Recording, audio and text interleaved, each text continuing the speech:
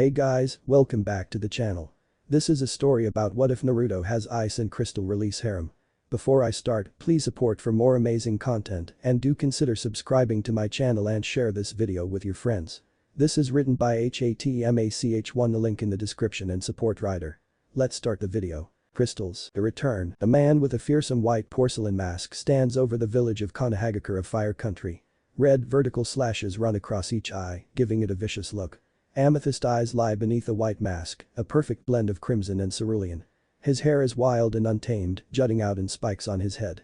A ponytail falls down his back, reaching the small of his back. A bamboo hat sits on his head, the chin strap under his chin. He wears a high black coat, the collar covering the lower part of his face. On his feet is a pair of jettas and on his hands adorned fingerless black gloves. A katana is strapped to his perpendicular to his right shoulder, while a pouch of kunai wraps around his left thigh. The man hops off the branch, touching the ground like a feather, no sound emanating from his landing. He walks along the path, his hunter mask still clearly attached to his face. Soon enough, the gates of Konoha come into view, two Chunin level guards at the entrance. The two begin to tense up, their eyes never straying from the approaching figure. As it inches closer, they can begin to see the hunter mask on the man's face, his amethyst eyes boring into their own. They can see the katana on the man's back and they can tell by his posture that he means business. When he stops in front of them, he produces some papers, handing them over to the two guards. The two guards inspect it, their eyes giving a cursory glance, while also keeping an eye on the lone figure. Giving one more look at the papers, they hand them back and lets him through, both of them not seeing anything amiss with the papers. Walking inside, he draws stares from the passing bystanders, but he ignores them. He can see women staring at him in interest, but a woman passing by with red eyes pique his. Her attire consists of a red dress with the left sleeve cut off, while the right sleeve covers her whole right arm. Black and white bandages wrap around her curvy figure while her hair darkens in contrast. Her hair is unkempt and wild, giving her a wild look. Tape wraps around her hands, covering both wrists. Tape wraps around her thigh where the dress doesn't reach, while on her feet are a pair of red shinobi sandals. Her face is angelic, the features on them nothing short of dazzling. Her ruby eyes stand out on her pale face, while her red lips are luscious and plump. Two men also accompany her, and he recognizes one of them as Hada Kakashi, the copy ninja. He wears his leaf headband over his left eye to cover his sharingan, while a blue mask covers his mouth and cheeks, exposing only his right eye. His posture is slouchy while his nose is stuck in an orange book. He wears the normal jounin garb with a vest with pockets for scrolls and other various items. Blue sandals adorn his feet while long gloves cover his hands. His white hair defies gravity, spiking upwards towards the sky. The other man he recognizes as well, but not as much as Kakashi. The man's name is Saratobi Asuma, the son of the Sandame. A cigarette hangs out of his mask, the smoke wafting heavenwards. Spiking black hair adorns his head, while a goatee manifests itself on his chin. He wears the same jounin garb as Kakashi, but he also wears a white bandana on his hip with a red symbol outlined in a black circle. Rings wrap around his wrist, while his hands hold two trenched knives, the blades short and curved. Tape wraps his shins, and a pair of blue sandals finishes his ensemble. He assumes they are all jounin, and with his analysis done, he walks past them, all of them turning their heads towards the masked figure. He ignores their pointed looks and continues to walk towards the Hokage tower, his blonde hair swinging back and forth in the wind. His black scabbard lies against his back, and twin dragons wrap around themselves along the scabbard of his sword. They all notice his white porcelain mask, putting him off as a hunter nin, but they can't just shake a strange feeling from him. They all look at each other for a second, all of them debating what to do. Should we follow him? The woman with red eyes asks. I think we should. He seems like a shady character and he's moving towards the Hokage's tower, Asuma says. I agree. We can't be too cautious. Kurenai, cast a genjutsu to cover us, Kakashi says, nodding for Kurenai to cast the genjutsu. All three of them disappear and run up the side of a building, trailing the mysterious man from behind. They can barely feel his chakra signature, it is that suppressed. They trail him discreetly, following his every movement. They watch him stop in front of the Hokage's tower and look up, admiring the height of the building. His mouth moves as if saying something, but they do not catch it. They watch him walk inside and they quickly follow, all of them moving past him to get to the Hokage's office. Standing at the end of the hall, they watch him walk down the hall and converse with the Anbu outside. The voice is emotionless, I'd like to talk to the Hokage. The Anbu looks over at the man and can feel the power rolling off him, go ahead. Thank you. The Anbu opens the door, letting the man through, and is quickly followed by the three jounin. They disperse, all of them hiding in a corner of the room. The Hokage is currently sitting behind a stack of paperwork, his nose buried in the latest Icha book. Kurenai's blood begins to boil when she sees the leader of their village reading the indignant orange book. The Sandaime himself, Sarutobi Hiruzen, is getting along in his old age. He wears a red and white hat with a red kanji on the tip. He wears the normal white Hokage robes, and his face is withering, the wrinkles and liver spots apparent. The door opens, breaking him out of his reading, and he looks up to find a fairly tall man, 5'8", looking at him with his head tilted. Sarutobi chuckles sheepishly while the pipe sticks out of his mouth. "What can I do for you, Hunter-san?" Sarutobi asks. "It's been too long, old man." The pipe drops out of his mouth, his eyes wide, and he looks up at the mask searching for the cerulean eyes. All he finds is the depths of his amethyst eyes, and it looks like he is searching his soul for something. His body freezes up, and he tenses. Then Naruto. 3 collective eyes widen in their respective corners, all of them having not heard that name in years. Naruto nods, his eyes scanning the room and landing on all 3 shinobi hidden in the room. "I know you've been tracking me since I stepped in the village. You can come out now." They all wince at the voice and are surprised that they were detected. The Jinjutsu unravels to reveal the 3 jounin from before looking at him from the street. The Hokage coughs, his hand covering his mouth. "Kurenai, Kakashi, Asuma, can you leave? This is important." The chorus of "hi" is his answer and they leave, but not before bowing towards their leader. One more look pointed towards the masked man is given off by the 3 before they walk down the hall, their mouths running a mile a minute at the new information. No doubt the news is going to spread about the demon brat. "Is it really you?" He removes the mask, showing his face. His eyes widen again, taking in his appearance. "Minato. Yeah, I look like my father. Hanzo-sensei told me that." His mouth opens in an O as the name processes in his mind. "Salamander Hanzo. The one and only old man. What do you think I've been doing all these years?" Sarutobi shakes his head, the news apparently shocking him. "You trained under Hanzo." He taught me all I know. He also took me away from this hellhole of a village. The only reason I'm back is because this place means a lot to me. It is the birthplace of my father, and I want to protect this place because it is my birth land. Make no mistakes, I am not saying I feel at home here. Maybe in time, Hokage-sama, but not now, not when I've lived in aim for the majority of my life. I understand, Naruto. I assume you're here because you want to be a shinobi of the Hidden Leaf?" Sarutobi questions. "That is what I'm intending to do. I am under the assumption that the Genin test have already passed." Naruto asks. "I'll have you tested by a Jounin panel. I'm going to assume that you are much stronger than a Genin," Sarutobi states bluntly. "Your assumption is correct, Hokage-sama. When will this take place and what is the test?" "All in due time, Naruto. Be at training ground 8 at 10 AM tomorrow. Here's the key to your apartment." "It's good to see you again, Naruto. I thought I lost you all those years ago." Sarutobi hangs his head. Naruto finally smiles, baring his teeth. "I've missed our talks, old man. It's good to see you too. I'll be there. Take care, and here's a hint for the paperwork." Sarutobi perks up. "What?" "Shadow clones," Naruto says, chuckling while he leaves and walks out of the Hokage tower. He slips on his mask and walks outside. When Naruto steps outside, he looks up at the window of the Hokage's office. When he looks, he sees Sarutobi looking down at him, a smile on his face as he watches the boy. They make eye contact when Sarutobi mouths, "Thank you." Naruto nods his head and turns back and continues his walk down the street while people stare at him. He passes a group of 3 genin, and he recognizes one being Uchiha. He walks by ignoring the looks of the lone Uchiha survivor. He disappears around a corner, searching for a place to eat. He walks into a fairly crowded dango shop, noticing all the shinobi milling around inside. Stepping inside, he walks up to the counter and takes a seat next to a woman with purple hair. A tan trench coat sits on her shoulders with a mesh shirt under it. She wears a short orange skirt and anbu bracers on her shins. The woman looks up for a second, checking out the newcomer. She catches his eye, the amethyst color peering back at her own gray eyes. "What are you looking at?" Anko says. The man doesn't answer, choosing to stay stoic and silent. "I asked, what are you looking at?" Her tone is more indignant, more demanding. He tilts his head to the side and says, "Nothing." Returning his face to its original position, the waiter takes his order and he sits silently, waiting for his food to come. Meanwhile with Anko, she is shaken by his answer, never having anybody answer her in that kind of tone before.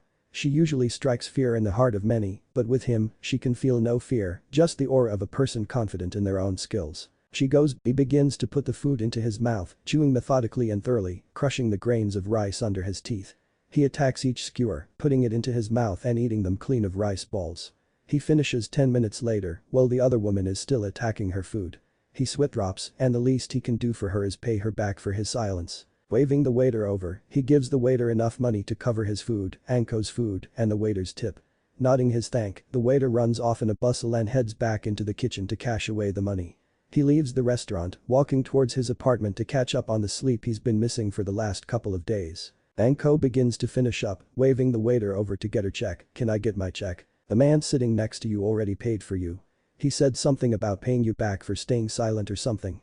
He left some money, more than enough to cover for you," the waiter explains. Looking at his empty seat, she wonders who he can be when her best friend, Yuhi Kurenai, occupies the seat she is staring at. "Hi Anko-chan, binging on Dango I see." "Yup. I got a free meal too, some guy paid for me," Anko says, using a toothpick to get anything between her teeth. Kurenai raises her eyebrow, but shrugs it off. "Well, I have some news for you. Uzumaki Naruto is back in town." Anko looks over at her friend. "Impossible, report said he died years ago. How is he alive?" "I don't know, but we saw him enter the village and we followed him. We didn't know it at the time, but we figured it out when he entered the Hokage's office. Apparently the Hokage knew it was him and sent us off, but not before we caught the name." Anko shrugs. "So he's back. I can't blame him for getting out of here for a couple of years. Would you like anything?" the waiter says, eyeing Kurenai up and down. She looks over and says disgustingly, "No, I'm fine." The waiter walks off, his face turning red at the obvious rebuke. "You know Nai-chan, you didn't have to be so harsh. He was a pig, didn't you notice him checking me out?" Kurenai says indignantly. "Hey, if I was a guy, I would check you out too," Anko teases. Kurenai rolls her eyes. "So, do you know who paid for your food?" "I didn't get a name, but I know what he looks like. He wore all black, a porcelain face mask like Anbu and a bamboo hat. He had purple eyes and a long blonde ponytail." Anko shrugs, still messing around with the toothpick. Kurenai pales. "Well, it seems like you've met Uzumaki Naruto then." Anko cocks an eyebrow. "How so?" "That was him. That was what he was wearing when he entered the Hokage's office." After her statement, a chunin arrives at their location. "Kurenai-san, Anko-san, the Hokage requests your presence." Nodding their heads, they disappear in a swirl of leaves towards the Hokage's office. Walking inside the office, they meet Asuma and Kakashi chatting inside. "Hey, do you know what this meeting is about?" "No, but I'm going to assume since it's so close to his return that it's about him," Kurenai says. The Hokage clears his throat. "I'm pretty sure most of you know why you're here. Kurenai, Asuma, Anko, Genma, Guy, and Kakashi, you will be examining one Uzumaki Naruto and decide what level he will be. Kakashi, you will engage him in a spar and you will evaluate his skill level. I will be there to watch, understood?" The chorus of "hi" is his answer. "Okay, be at training ground 8 at 10 am. Dismissed." All of them leave, while he holds back Anko. "Yes Hokage-sama?" Anko asks. "Anko, you will be pairing with Naruto from now on. I need somebody I can trust to tag onto him as he is still a liability. I don't know what he's been doing for the past couple of years. Watch him and tell me if you see anything suspicious. This is an S-rank mission, don't tell anybody," the Hokage stresses. "He's only 15, he can't be stronger than any chunin. He's just going to be a liability on any missions we take," Anko protests. "Anko, just trust me. Everything will show itself at the evaluation tomorrow. You can go now, but keep an eye on him." Looking at the old man, she can see that he is adamant about this, so she walks out after bowing towards the Hokage. Walking into the cool night air, she looks at the moon, admiring its beauty and simplicity. She continues to walk down the street, getting glares and looks from the people passing by. She sticks her hands in the pockets of her trench coat and tries to whistle a tune to drown out the poignant looks from people. It begins to bear down on her, the eyes unnerving on her skin. When she reaches her apartment building, she walks in and immediately runs to her apartment. Slamming the door shut, she walks into her bedroom and tosses herself onto the bed and begins to shed tears, tears of sadness and tears of anger. They stain her bed sheets and clothes, they run into her mouth, the salty taste assaulting her taste buds. Watching from the crystal ball, he watches as Anko breaks down, her sobs tearing at his heartstrings. The truth for bringing her and Naruto together is to help her get over her emotional problems and fear of commitment. He understands her better than most, maybe except for Kurenai. He knows how broken she is, being betrayed by the only person who seemed to care for her. Once he left, she broke, faking insanity and hiding behind the mask. Sarutobi wishes he can break it, but no matter what, he can't seem to get her out of her shell of insanity.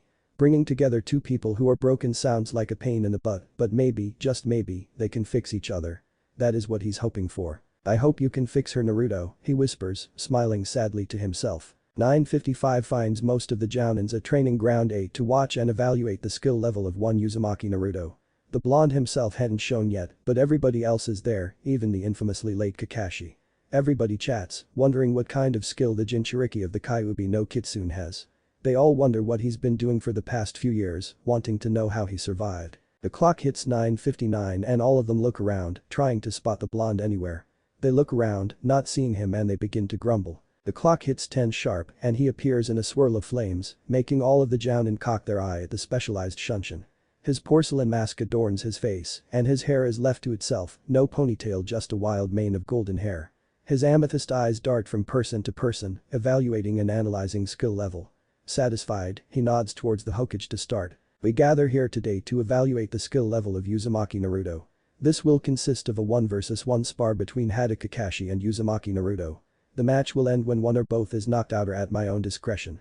Fighters, please meet in the middle. The two walk into the middle, eyeing and predicting movements. Kakashi takes a taijutsu stance while Naruto stands in a nonchalant posture, seemingly not worried about this. This confuses many, as people should not and would not underestimate Kakashi. Looking at the two fighters, he worries for Naruto a bit, looking at his posture. Fighters, Hajime. They stand and stare, neither daring to make the first move. This goes on for another minute or so before Naruto tosses a single kunai at Kakashi, who picks it out of the air and tosses it back only to find Naruto is gone.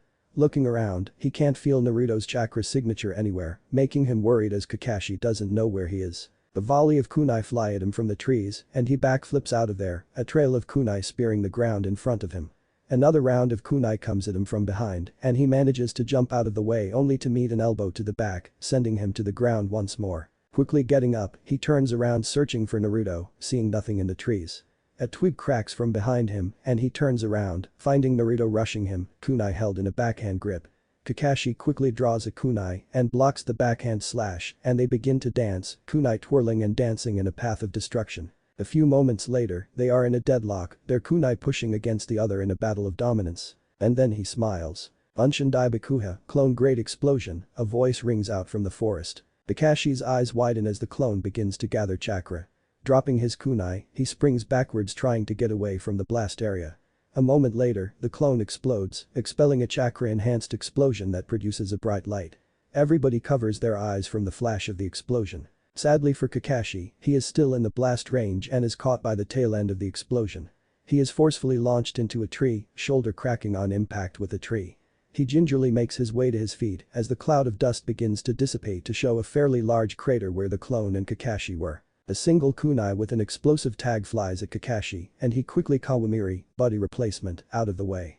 The explosive tag fizzles until the tag detonates, leaving the ground charred and the tree in ashes. From a branch in a tree opposite the explosion, he watches the damage unfold from the explosion tag. A voice drifts into his ear from behind. "Hello, Kakashi-san." Turning around, he ducks a punch to the face and he hops off the branch and back into the clearing, still defending against the flurry of punches, sweeps, grapples, and kicks. When Naruto throws a right hook, Kakashi sees his opening. With a side step, he watches as the punch flies by his face and he gets a punch into Naruto's gut, making him stumble forward. The clone then poofs out of existence. Everybody stares at the prowess of Naruto, who managed to shake up Kakashi with a mere clone. Not a moment later, another jutsu sounds out. Suiten. Suryudan no Jutsu, Water Release.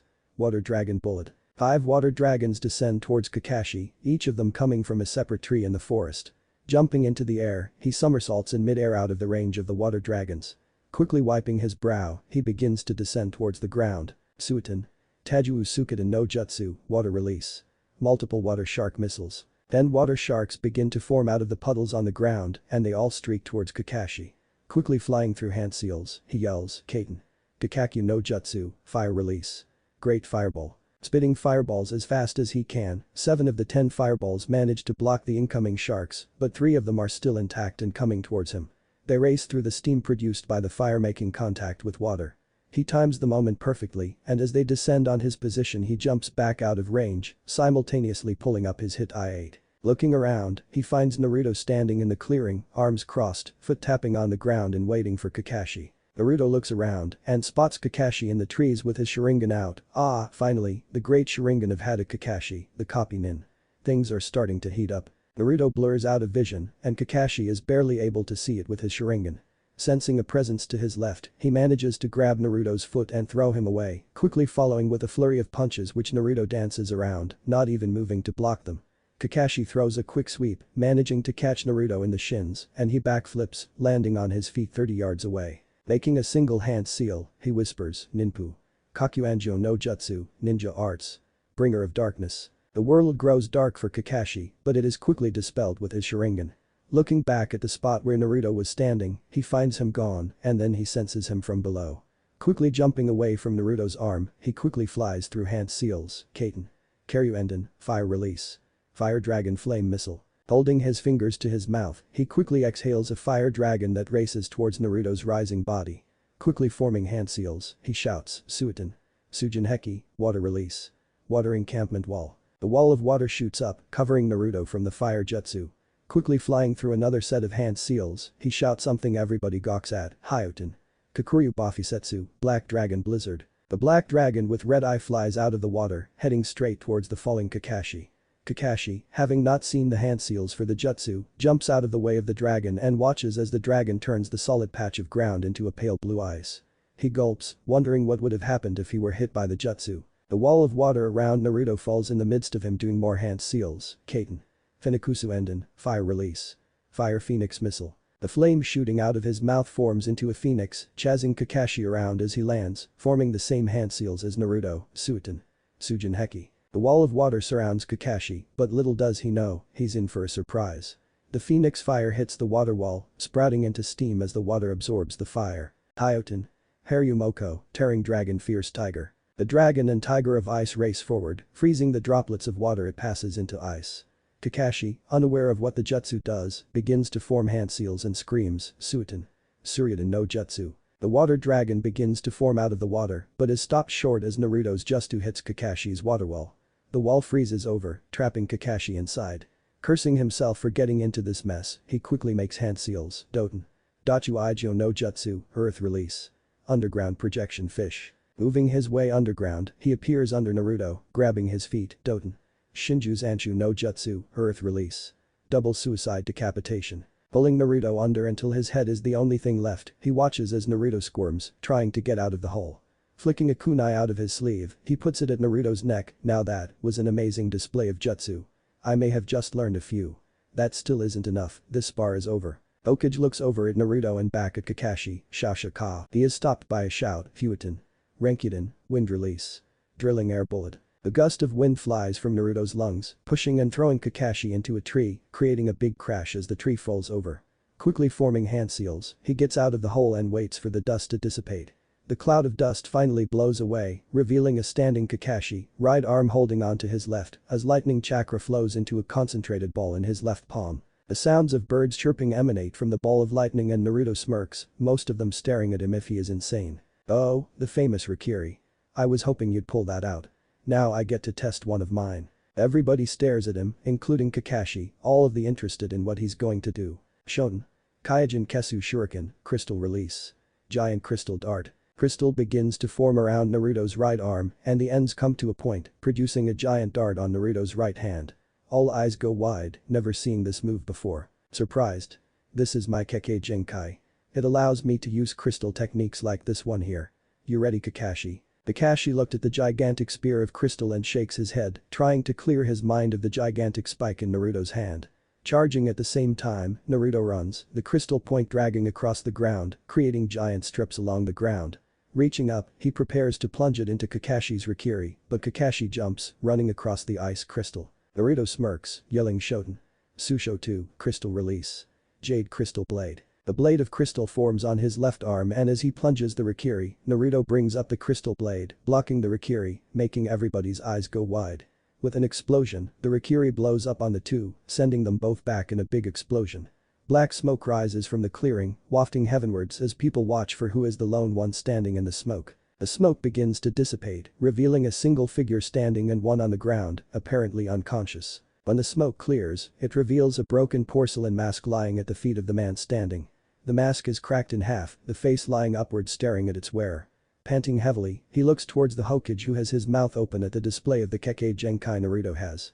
Naruto's skin begins to crack, pink flakes falling off of Naruto's skin and onto the floor of the clearing. Everybody stares in amazement as Naruto sheds what appears to be a layer of crystal around his body. Tesu no Yoroi, crystal armor. Everybody looks at the unmoving form of Kakashi, but they can still see his chest rise and fall in tandem with his breathing. Shaosha, Uzumaki Naruto. The clearing is quiet, nobody believing what they just saw happen to one of the strongest jounin in Konoha.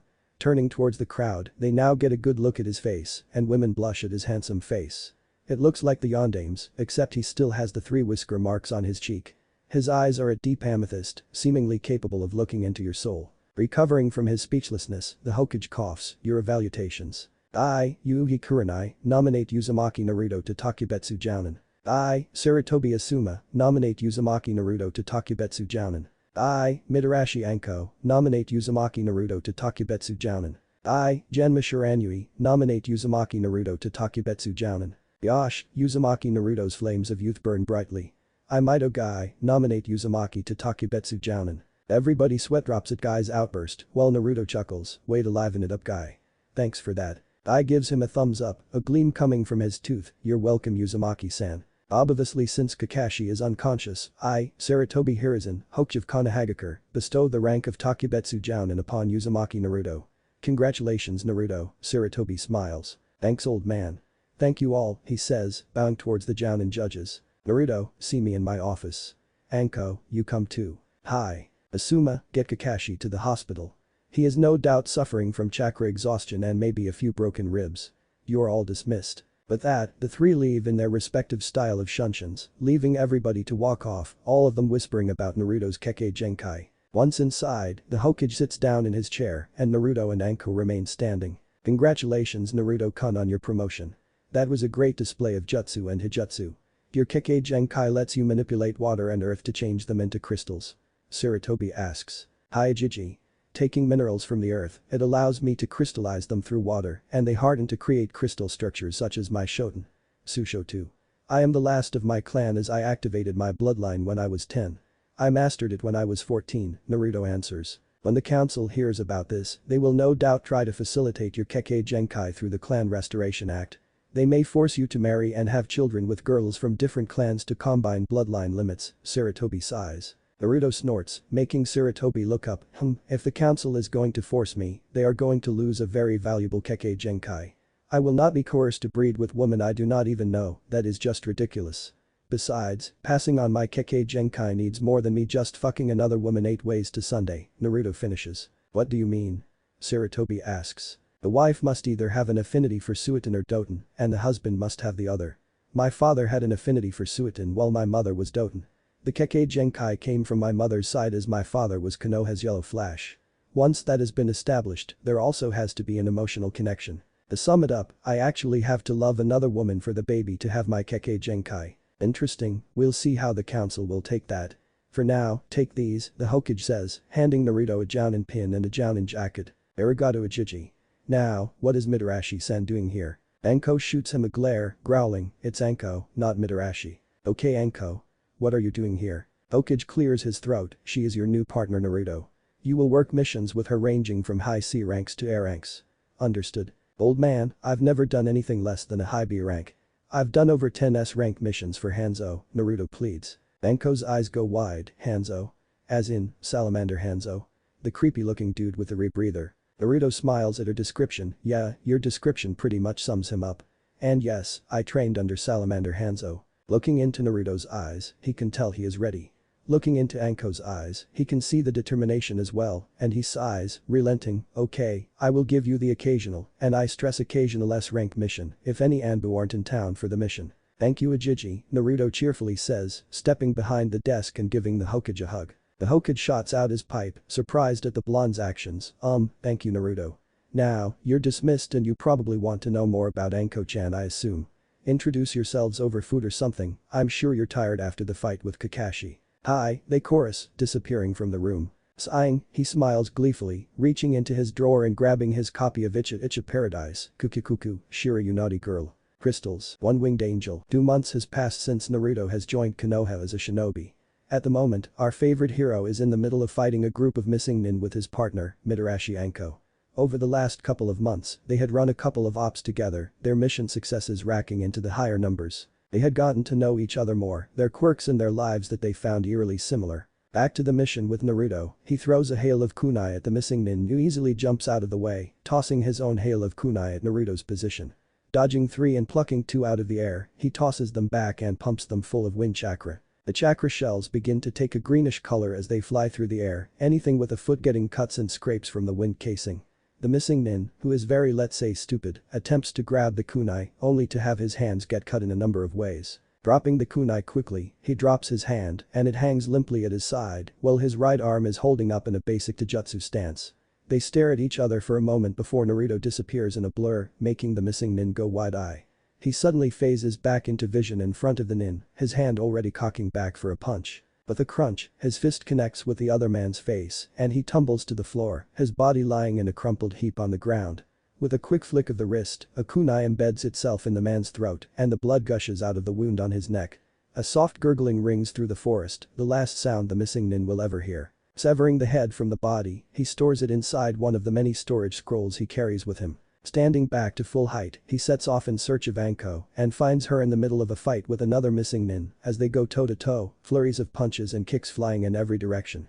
They jump back from each other while unleashing a handful of kunai and they all fall to a stalemate, the soft thuds of the kunai hitting the floor awakening the night. A moment later, the missing nin falls to the ground holding his throat as blood gushes through the gaps in his hand.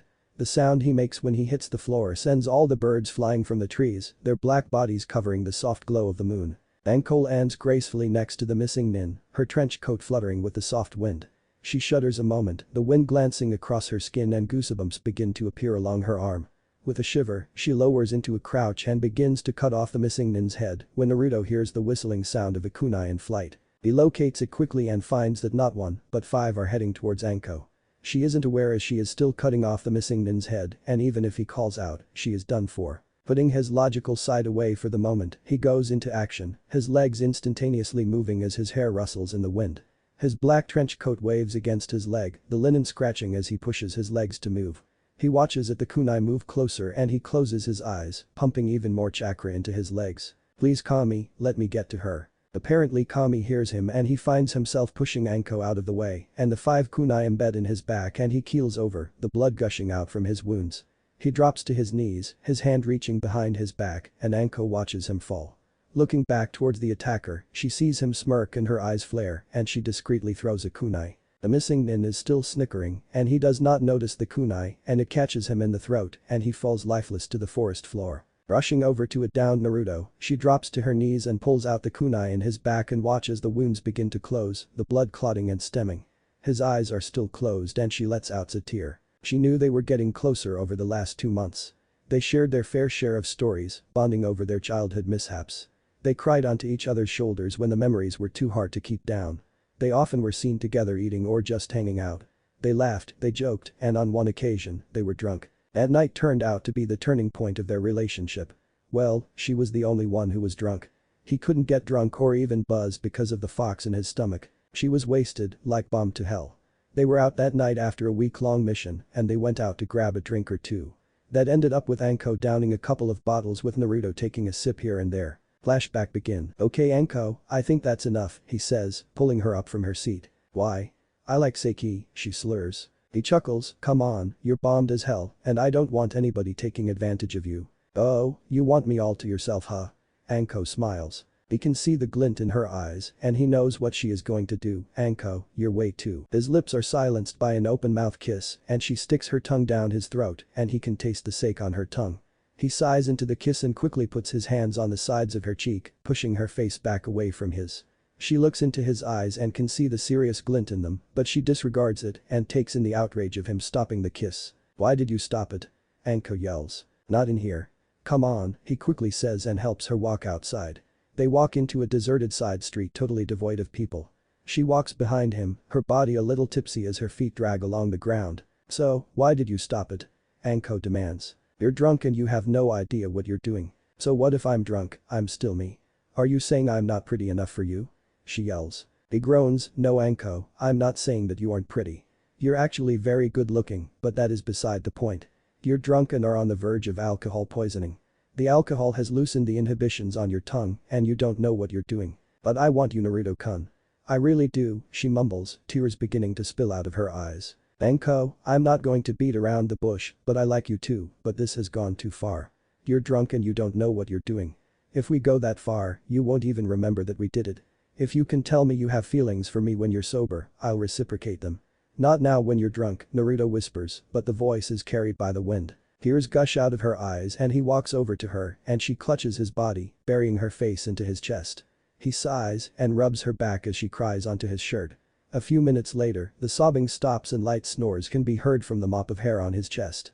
Picking her up bridal style, he shuntions his way to her apartment and lets himself in, closing the door softly behind him. Walking into her apartment he looks around the virtually barren room. A couple of pictures of her and Kurenai lay on the countertop of her kitchen. A small couch sits lonely in the middle of her living room. A small bookshelf sits in the corner with books crammed into the middle. For someone who likes to wear a mask of insanity, she likes to read when he saw all those books. Walking into her room, he lays her down on her bed and strips her out of her kunai pouches. He doesn't bother with her clothes as they are already very revealing. Covering her with a blanket, he kisses her on the forehead before he walks out of the room and shunshions away to his own humble abode. Flashback end. Back to the present, Anko manages to get Naruto all the way back to Konoha and he is now lying inside a hospital room. The beeping of the medical equipment brings him back to full awareness and he notices a weight on his left hand. Looking up, he finds Anko slumped over in a chair next to him, her hand resting on his own.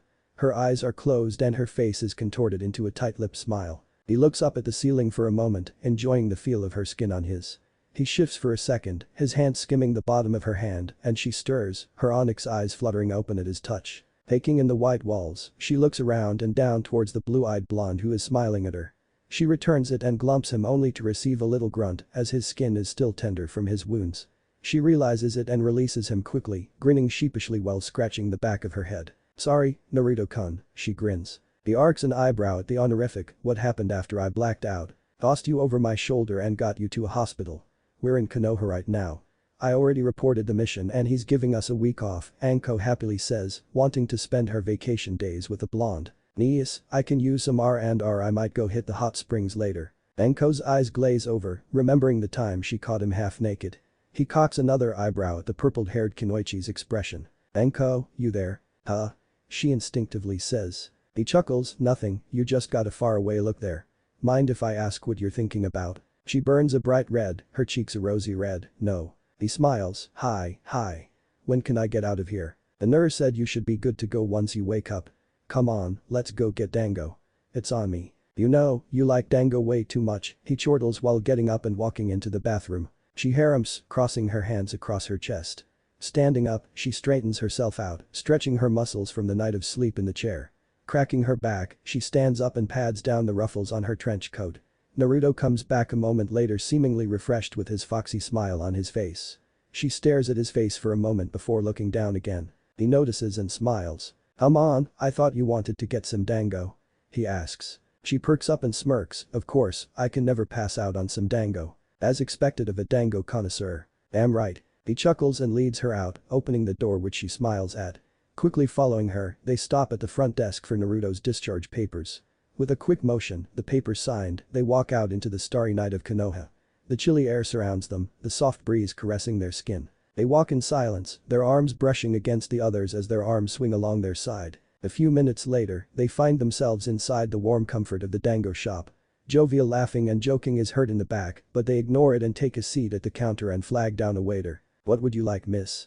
the waiter asks. "Add me 10 fruit dango and 15 pork dango," Anko smiles happily. "And for the sir?" "Add me 10 beef please," he says, nodding his head. "What would you like to drink?" "Sake. Water is fine." The waiter nods, scribbling on his notepad their order. He soon rushes off into the kitchen to hand off the order to the chef. A few minutes pass by and the waiter comes back with their drinks and they nod their thanks you. They take a sip of their drinks and sit, waiting for their order. Turning towards Naruto, "No sake. Are you a lightweight?" He tilts his head at Anko's barb, "I just got out of the hospital. I don't think it will do any good with me downing sake at the moment, right?" She rolls her eyes, "Spoil sport." He chuckles and then the waiter comes back with their orders and they dig in, eating with their hands. He soon finishes and watches the purple-haired woman eat her way through all her dango. He sweat drops at the speed she devours them at, putting them into her mouth one after another. She soon finishes, patting her stomach and using a toothpick to get any food in between her teeth. The night begins to drawl on as they converse about different topics. At the moment, they are on the topic of what is your favorite dango. "Well, I really like beef. Pork is really good too, but I wouldn't say my favorite. Whatever. It's getting late and I need to get up early tomorrow. I'll walk you home, Anko," he says, standing up. She stands up after him and follows him outside into the cool night air, the wind caressing their tender skin. Silence consumes them, the obvious tension in the air, and one can swear they can hear electricity crackling around the two people walking down the street. They soon end up outside her apartment building and they stop walking, opting to face each other. His height dwarfs hers, and she has to crane her neck to look up at him. "It looks like this is my stop," Anko states rather lamely, wishing for this night not to come to an end. A smile comes on Naruto's face before he leans down, giving her a peck on the cheek. "I guess it is.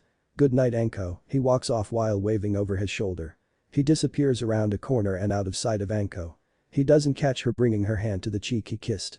She lets her finger linger on her cheek, the tingling of his lips still present on her cheek. Blinking a couple of times, she remembers she is still standing in the middle of the street with a big red blush on her face.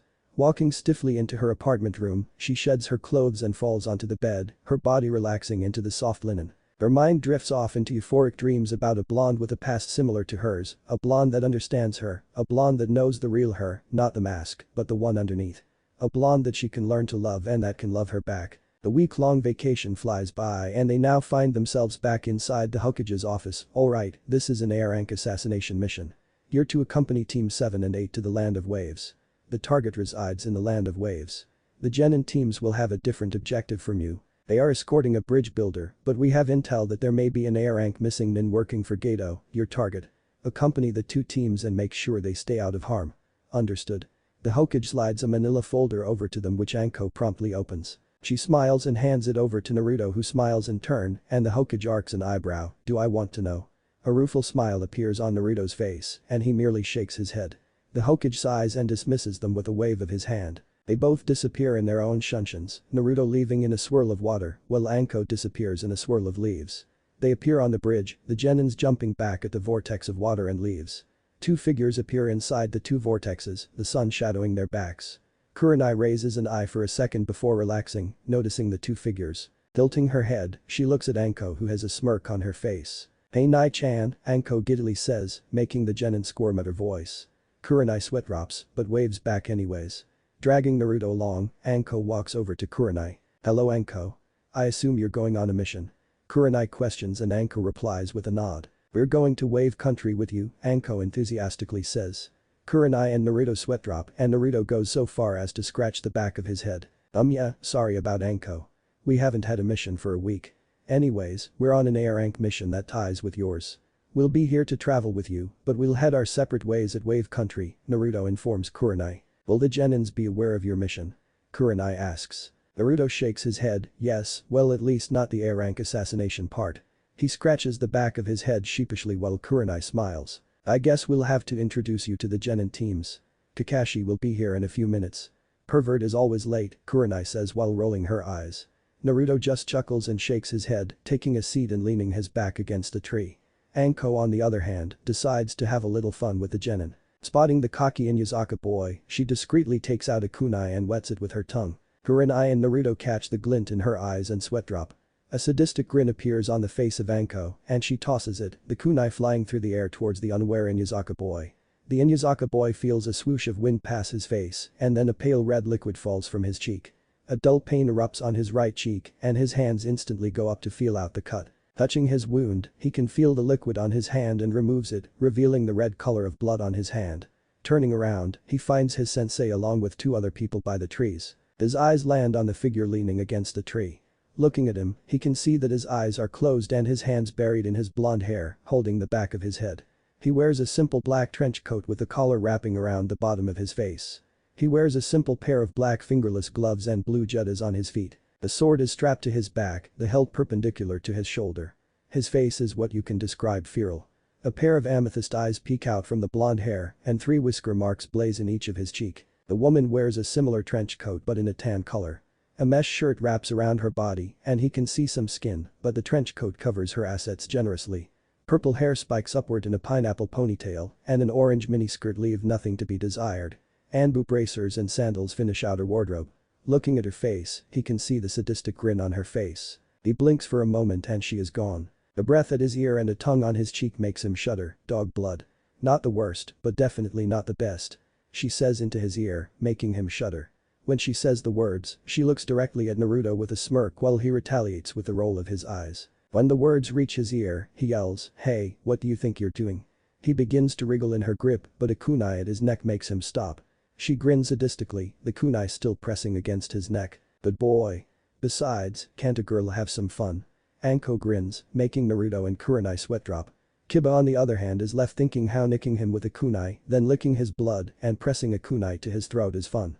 It isn't well in his eyes. Seeing the fear in her student's eyes, Kurenai sighs, Anko, I'd appreciate it if you didn't give my team such a scare. Anko just grins in retaliation before removing the kunai and disappearing a poof of smoke. You suck Nai-chan, Anko pouts, making Naruto laugh. Anko shoots a glare at him and he immediately shuts up. Like a light switch, her face breaks out into a smirk. He cocks an eyebrow before shrugging his shoulder, while Kurenai laughs at the two antics in the background. The shy girl with blue hair and pale eyes look over at Ri, her voice shaky, K Kurenai-sensei, who are they? She says, her fingers poking together in nervousness. These two, she says, gesturing to the two other jounin, will be accompanying us to Wave Country. They have a separate mission and will be leaving us as soon as we get to Wave Country. For now, they will be joining us. Hinata nods her head before taking a good look at the blonde and her face reddens and she faints. Naruto cocks an eyebrow and looks at Kurenai, his eyes wanting an answer. She sighs and walks over to her unconscious student and quickly rouses her to full awareness. Blinking for a few moments and looking over at the boy again, a blush develops on her face and turns her face away. Walking back over to the other two jounin, she sighs, she has confidence issues. Her father belittles her a lot and with the way he treats her, I wouldn't be surprised about her confidence. I'm just hoping to try and break her out of it. Naruto nods and closes his eyes again, feeling the nature chakra around him.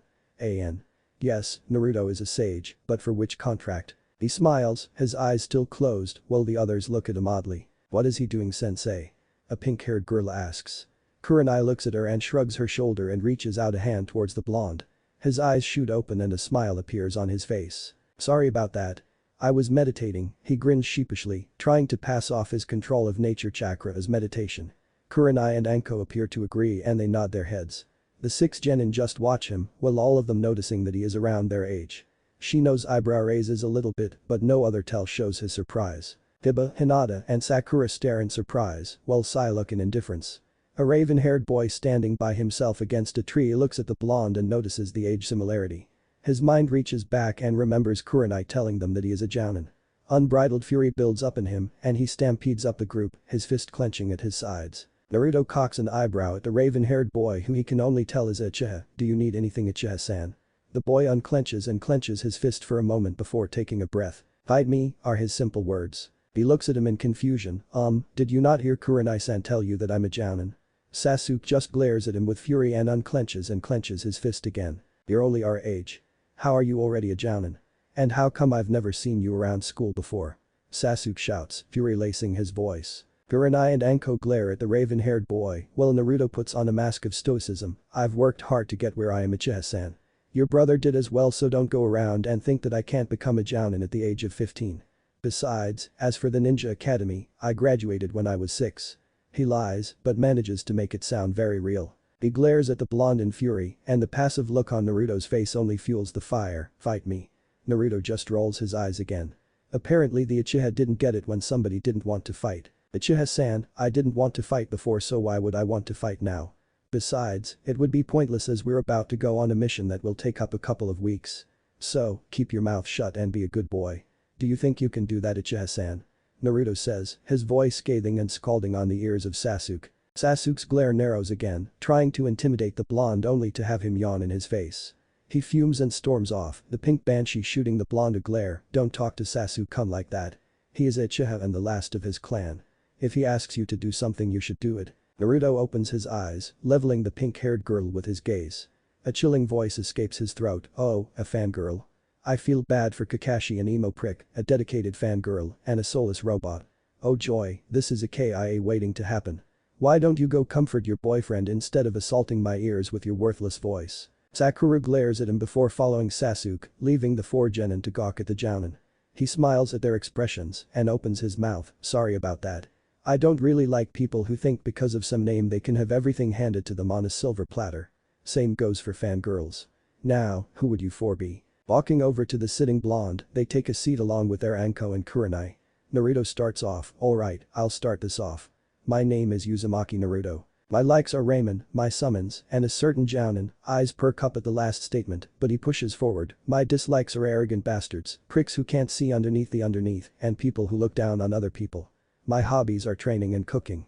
My dream is to protect all my precious people and start a family. The others nod their heads, and when their introductions are over, Kakashi walks into the clearing with Tazuna following him. He looks at the group sitting on the ground and then the two sitting across the clearing. He sighs and walks towards the larger group. He notices the two other jounins conversing with the group. What are you two doing here? Kakashi asks, and everybody looks up to find Kakashi looking down at them. We're joining you as we also have a mission in Wave Country. We'll tell you about it on the road. For now, let's get this party started. Anko grins happily, pulling Naruto up along with her.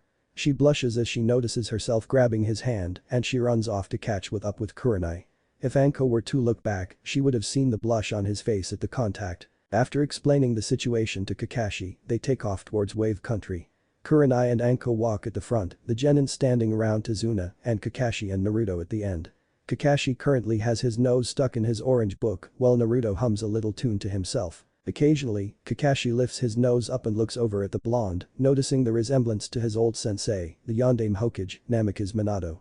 He can see the similar blonde hair and the way the amethyst eyes pierce your soul just like the Yondaime. They continue to walk down the road when the group encounters two water puddles. The four jounins look at the puddle for a second, already seeing through the pitiful genjutsu. Signaling to the other jounins to let the genin take care of them, they walk on by seemingly oblivious. The two missing nin in the puddle begin to rise as they walk by, the grins discernible on their face from a mile away. With a quick swing of their chains, they rip through the two jounin in the back, making Sakura scream. Seemingly, Anko and Kurenai also disappear, leaving the genin to take the missing nin on their own. How do you think they'll do? Kurenai asks, worry lacing her voice. She watches from the bush as her students begin to attack one of the missing nin. I'm sure they'll be fine, Kurenai-san. Besides, if things get out of hand, there are four jounins to help out, Kakashi says, with a wave. Kurenai shoots him a glare when she feels a hand on her shoulder. She turns around to find herself staring into Naruto's eyes, a never-ending pool of amethyst. Don't worry, Kurenai-san. They'll be fine. The way they work together is good and they play off each other's weaknesses. This should end in a couple of minutes, Naruto says, a smile forming on his face. His smile reassures her, and he finds her cheek very warm.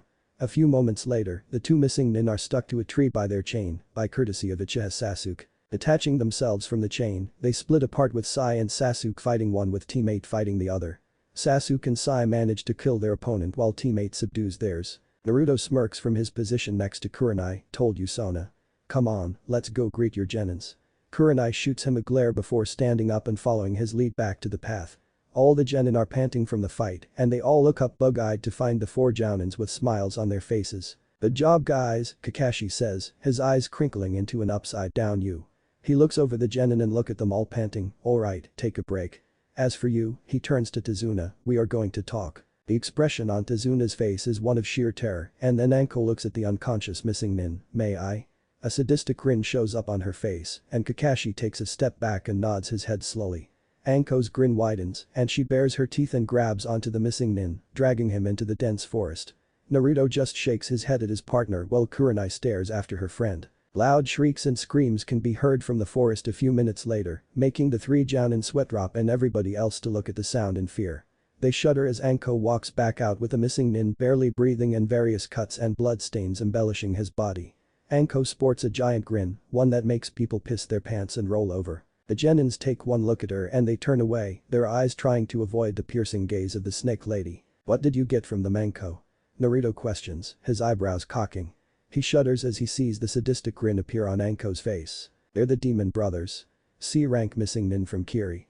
Apparently they were hired by our target to get rid of him, Anko points at Tazuna, and there are two other missing nin in on this operation. Names are Mamachi Zabuza and Mamachi Haku. Naruto shakes his head, an A-rank missing nin from Kiri and an unknown. How troublesome, Naruto questions before turning to Kakashi, did you get anything off the bridge builder? He explained why and who is after him. He paid for a C-rank mission because he had no money. This is probably a lower A-rank bordering regular A-rank mission, Kakashi explains. We should get the genin out of here then, Kurenai says, her motherly instincts taking over. Naruto shakes his head at her idea. They are all too minced on giving up now. Only Sakura will want to back out, while all the others will rally to make a point. There is no use, so let them go. Besides, four jounins should be able to take the demon of the mist, Naruto states, conviction in his voice. Kurenai sighs in defeat, I suppose so. We'll have to report this back though. Already have it covered Kurenai-san, Naruto says. Whispering Kuchiya's no jutsu, summoning technique, a puff of smoke appears around the seal for the summoning. What do you need Naruto-sama?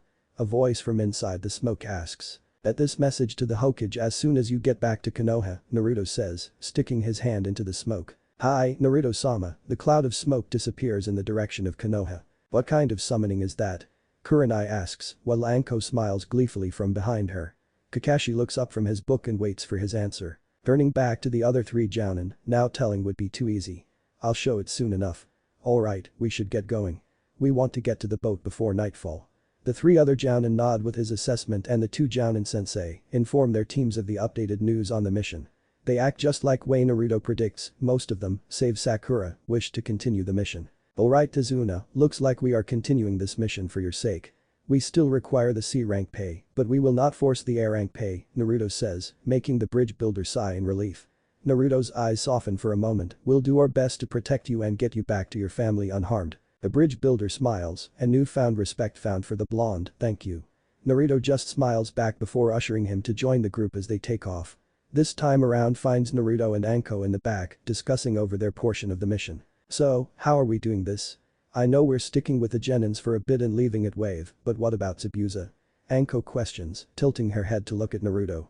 He takes a contemplative look and then looks at her. Zabuza is definitely working with Gato, so it will be hard to infiltrate his base. I think drawing him out would be a good idea. I doubt he's going to pay Zabuza for his work. Most likely is going to kill him when the job's finished or he finds no use in him anymore, Naruto says, his analysis over. Anko mulls it over for a bit before giving her own 2 cents. Good idea, so we stick with the Genin the whole time and bait him out by using the bridge builder. Anko cocks an eyebrow. Exactly, Naruto smiles and gives her a single-handed hug, which Anko blushes into. He lets go and Anko pouts at losing the feeling of his arm on hers. They continue to walk until they approach the boat that will take them to Wave. Since there are only so many seats, Anko and Naruto opt to walk on the water next to the boat instead. The thick mist begins to roll in, covering the water with a white fog. They soon make it to the other side of the river where the fog is just as thick. They all hop out of the boat and continue their trek through the dense white mist, and then a whooshing sound can be heard. Kakashi yells, "Duck!" and drags down his team with Kurenai doing the same. Naruto pushes Anko down while pulling out his sword and intercepting the flying blade with his own katana. He swats it into the ground, the head of the blade burying into the ground. The voice erupts through the mist, 8 points, larynx, spine, lungs, liver, jugular, subclavian artery, heart. 8 points if struck will leave you dead in mere minutes. The voice cackles for a moment before disappearing inside the mist. 4 pairs of eyes narrow, and Kakashi yells out, "Protect the bridge builder, this is way beyond you. Let the 4 of us handle it. Go, now." The 6 genin scramble into formation, all of them holding out a kunai in front of them, their eyes showing fear. "Looks like I have to go through all of you. So, who do we have here?" the voice says through the mist, Hada Kakashi, the copy nin. The Jinjutsu Mistress, Yuhi Kurenai, the Snake Mistress, Mitarashi Anko, and a no-name jounin. What a ragtag group this is. Lamachi Zabuza, a ranked missing nin from Kiri. Supposedly the leader of a failed coup d'etat on the Mizukage of Kiri. Master in the art of silent killing, Naruto states blandly. "Oh, so one of you know me huh? This will be a pleasure," the now revealed Zabuza laughs before he feels the steel of a kunai at his throat. He blinks for a moment before the slide of steel presses against his neck. He shatters into drops of water and it splatters across the ground. The real Zabuza watches from a tree, amazed at the speed. He didn't even notice the blonde moving and he wonders how he can see through the mist. "Hello Zabuza," a voice says behind him and he turns around, catching the face of the jounin. The mist quickly dispels with a shout of K's no Yaba, blade of wind. The mist rapidly dissipates, revealing Zabuza standing on the water. His eyes go wide as the man behind him lands gracefully on the ground. Looking at his face once more, he notices the same features. The blonde hair, amethyst eyes, the signature clothes and sword and he whispers, "Ichihane Tenshi, one-winged angel." It is loud enough to hear, all of them turning to the sordid face of fear on Zabuza. "Who is that?" Kurenai asks, wondering what the man can be talking about. Zabuza's eyes belie the fear lying in them and he turns towards the 4 jounin. "Are you serious? You didn't know the Ichihane Tenshi is traveling with you?" S-rank nin from a megakure with a flea on side order. "Fuck Gato, I'm fucking out of here. Haku, we're getting the fuck out of here. Move." Zabuza yells, running across the water before a masked hunter nin begins to follow him. The genin begin to move to pursue, but a glare from the Furjounin make them stop. Kakashi then turns to Naruto with a questioning look, "Who are you?" Naruto sighs before taking out a bingo book and tossing it to Kakashi. Kakashi catches it and looks up at Naruto with a confused expression. Turn to the aim section, Naruto says. Kakashi does and his visible eye grow wide and he drops the book, his hands shaking.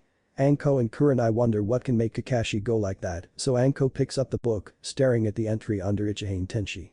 Her eyes grow wide before giving it to Kurenai and she drops the book. The genin watch in rapt attention, the information of an S-rank nin among them very intriguing. Finally recovering from his shock, Kakashi shakily says, "You're the one who destroyed more than 1,000 shinobi in the 4th Great Shinobi War of Omegakure." Naruto nods his head before sighing, "We need to talk about this later. For now, let's get him home, I doubt we're going to get any more opposition from here on out." Anko immediately says in a quiet voice, "Why didn't you tell me? I thought you trusted me, Naruto. We're partners, I told you so much about me, and you neglected to tell me about this. Why?" Naruto turns to see Anko with her head down and Kurenai glaring at him. He sighs before walking over to her and pulls her into a hug before Kurenai can do anything. He whispers in her ear, his voice soft, "I didn't know what you would think of me. You've become an important person to me ever since we've gotten to know each other. I'd rather sacrifice my life if it means you are able to live. If word were to get out about you knowing me, people would come at you to get to me. I'd rather not put you in danger. That is why I kept it a secret." His voice is soft and soothing, pleasing to her ear. His warm breath tickles her earlobe and she rocks in his arms. Kurenai watches as her best friend allows an actual man to hold her, one that doesn't hold any malice or hidden agendas. Anko notices the hesitation in his voice and the message behind his words. Leaning into him, she whispers into his ear, "What are you trying to say, Naruto-kun?" He takes a deep breath before continuing, "I guess what I'm trying to say is ILL." A shout stops him from finishing and he looks towards the 6th genin. Sasuke has his fist clenched again, fire in his eyes in an angry expression. But the moment broken, Naruto drops his head onto her shoulder and grunts into it. Anko stares daggers into the boy and lets out enough killing intent to make him want to piss his pants. Combining with hers is Naruto's a more malevolent one that ensures nightmares of the highest degree. Sasuke begins to back away, his eyes revealing his fear. All the genin watch as the rookie of the year begins to shake from the concentrated killing intent. "That's enough, we all still have mission to do," Kakashi says, looking at the 6th genin.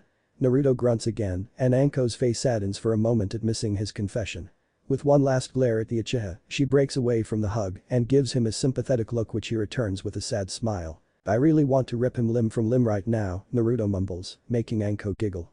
He finds the sound very refreshing and soothing, and a half smile appears on his face. "Come on, Naruto-kun, we still have a dictator to kill," Anko says, pulling Naruto towards the already moving group. He smiles and lets her drag him towards the group. They soon catch up, the genin giving him scared looks, while the two jounins look at him in a new light. A very jovial man that can kill with the bat of an eyelash.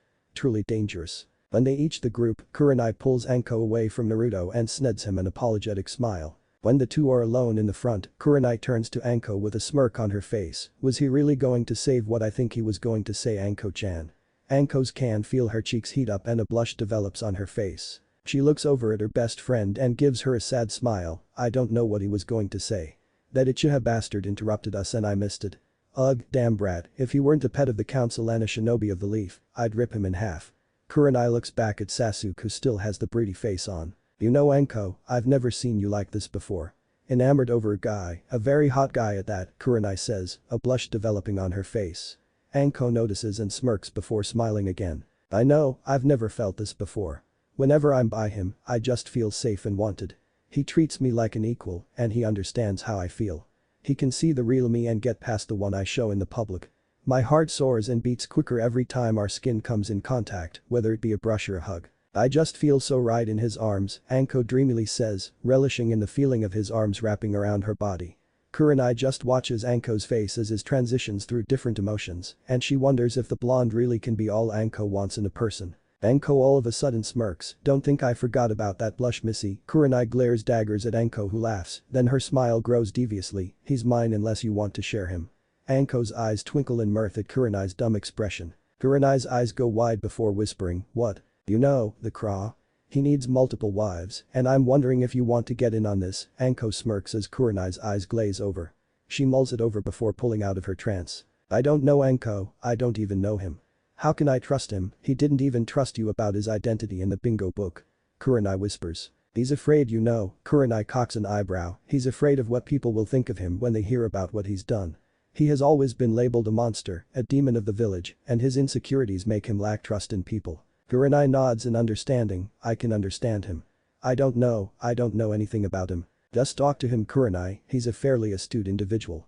A lot better than Asuma or Kakashi. Kurenai blushes at the former. Yes, I know about Asuma's little crush on you, but trust me, Asuma has nothing on Naruto. Kurenai stays silent, mulling over the information about the blonde. Maybe I should to get to know him better.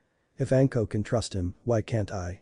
Kurenai thinks before putting it away later for further though. The blonde in the back of the group sneezes and draws the attention of the 6th genin, and he grins sheepishly. Someone must be thinking about me. I hope it's Anko. Anko sneezes. I hope Naruto is thinking about me. In the Hokage's office, the Sandaime is slacking on the paperwork to read Icha. A swirl of leaves appear in front of his face, and he puts the book away, the smile on his face forming. Apparently the other person doesn't return the smile. A silver-haired man with a green shirt with a red vest on top appears in front of the Sandaime's desk. The kanji for oil sits on his forehead protector, and his silver hair cascades around the side of his headband. His face is passive, fire in his eyes. Care to explain to me why you never told me Naruto is alive? The Sandaime gulps at the passive and emotionless voice of Jiraiya that is far from the normal. Jiraiya, I can explain. Make this quick. I'm 5 minutes from going on a rampage, Jiraiya says, fire is dancing behind his eyes. Taking a deep breath to stabilize himself, he begins. Crystals, liberation, moving into position, a voice says over the radio. Roger that, I'm in position. Get ready to move. On 3, another voice says, this one being much younger. 1, 2, 3. Go. The younger voice yells. Hordes of armed shinobi begin to descend on the meeting of the opposing force. Kunai and shuriken rain down on them, the steel blacking out the setting sun. Screams of pain and terror erupt from the group, and they all scramble in desperation to get away from the rain of weapons. Moments later, bodies litter the ground, their blood running together to create a massive stream. A lone figure watches from the top of a tree, surveying the damage. His blue eyes the carnage let loose from the salvos of kunai and shuriken. Barking into his radio, clean 'em up boys. Good work. Then a yell erupts through the microphone, and he winces as his eardrum is assaulted by the high pitch of the scream. Barking into his radio again, what's going on down there? Give me a sit rep. The A-Angel is H here. Run. The man screams through his radio for it hits the ground and shatters. Cursing under his breath, he jumps from his vantage point and locates the chakra signature of the angel. Rushing towards it, he pulls out his katana, the black blade gleaming against the shine of the buried kunai and shuriken. He soon locates Angel raining paper on a group of his men. Their screams of terror and pain assault his ear, and he watches as her paper rips them to shreds, their organs bodies spilling to the ground. Spitting at the ground, he quickly makes hand seals. Suiten. Suryudan no Jutsu, water release. Water dragon bullet. The rain begins to dance, the drops molding together to create a massive dragon of water, which quickly descends on the still-turned angel of a Megakure. It crashes upon her, and he watches in rapt attention, not believing that she can be killed so easily. The water splatters to the ground, her body nowhere to be seen. A moment later, she appears, her body assimilating from paper. A pair of angel-like wings begin to form from paper, attaching to her back. He looks at her figure from the ground as she hovers steadily in the air. He looks up and catches her bright purple eyes with his own amethyst. He looks up at them and notices that they don't hold an aura of malice or deceit. They are eyes of a woman who is trapped in a downward spiral, ready to break loose and fall to the ground. His arms drop from their loose stance and fall to his side, and she tilts her head to the left minimally. Why are you doing this? He asks out of the blue, stunning her for a second before putting her face back into a passive face. She mulls it over for a second, her brain tinkering and working for an answer. To bring peace, she answers. She watches his eyes, slowly getting lost in the endless maze of amethyst. They seem to go on forever, the depth never ending. His mouth opens and a chuckle escapes his throat, the raspy voice jumping into her ear canals. Peace. You call this peace? He says, waving his hands at the broken battlefield. Blood splatters the ground, swords stick out of the ground, the hilt swing in time with the wind. Kunai lay buried to the hilt in the softening ground, and shuriken dig their pointed spikes into the brown dirt. You wouldn't understand. You are merely just a boy caught in a war over his head, Naruto scoffs, and his mouth opens again to let out a humorless chuckle. He shakes his head from side to side, his chuckling striking a nerve in Conan. Wouldn't understand. Why wouldn't I understand the mindless carnage that rages around us at this exact moment? How can this world be in peace when so many before us have fought and lost fighting for the same thing? How many people will have to put their lives on the line to see it happen? As long as human beings exist, there will never be peace. There will always be hatred, greed, and lust, he says tonelessly, making her flinch at the emotionless tone he uses. Stealing her now quickly dissolving beliefs, she rounds on him, yet you fight. What do you fight for? Tell me. If not for peace, then for what? She questions him, her voice moving before she can give thought to her voice. He looks directly in her eyes and says with conviction, I fight to protect the people I care for. I may work for Hanzo, but I've learned how to retain my humanity unlike my sensei. We, as humans, have emotions. We will become mindless killing machines if we don't acknowledge our emotions. Take your leader for example, bringing peace to a land ravaged by war by causing suffering. Taking a deep breath, he quickly continues, suffering only causes more suffering. Pain only causes more pain. Hate only causes more hate. Your leader puts his entire being into a plan that will self-destruct in his face if he continues forward with it. It will cost the lives of many and aggravate that many more. He calls himself a god. What kind of god can watch as his disciples mindlessly die at his own hands to bring peace? What kind of example is that setting for those in the future that come after him? What can they say about a man that brought peace through pain, fear, and suffering? They only follow his example, bringing peace the only way they know how. By causing suffering which is in no way a form of peace. Do you see his ways, the flaws in his reasoning? Conan's confidence wavers for a moment, taking the words in of a 13-year-old boy. Shaking her head once, she questions, how do you know so much? You're barely what? 13 years of age. Yet you know so much of the human world. Tell me, how do you know? The words pan out from her mouth, her curiosity overpowering her senses at the moment. His eyes twinkle for a moment, the years of combat and training returning in full force. He opens his mouth and quietly says, you could say I've been forced to grow up. I've grasped the psyche of human beings, knowing their works and whatnot. I can tell you have your doubts about your master's plans. Just by the way you are now hovering in the air, your body slightly bobbing up and down. I can read people, it's just who I am and the effect of being forced to grow up so early. Her eyes sadden for a moment, thoughts of the boy losing his childhood, being forced to learn how to kill at such an early age. Living in a place like a megacur can do that to you. She watches his face, seemingly passive, but she can see the fire alight behind the pupils of his cerulean amethyst eyes. They seem to crackle, pop, and spark with intensity, the orange flames burning brightly. Why are you telling me this? She asks. They stay silent for a few moments, letting him contemplate his answer. The wind whips around them, their hair swaying in tune with the wind. The wind howls against their eardrums, the sound deafening, yet they hear each other with perfect clarity. A few minutes later, he lifts his downtrodden head.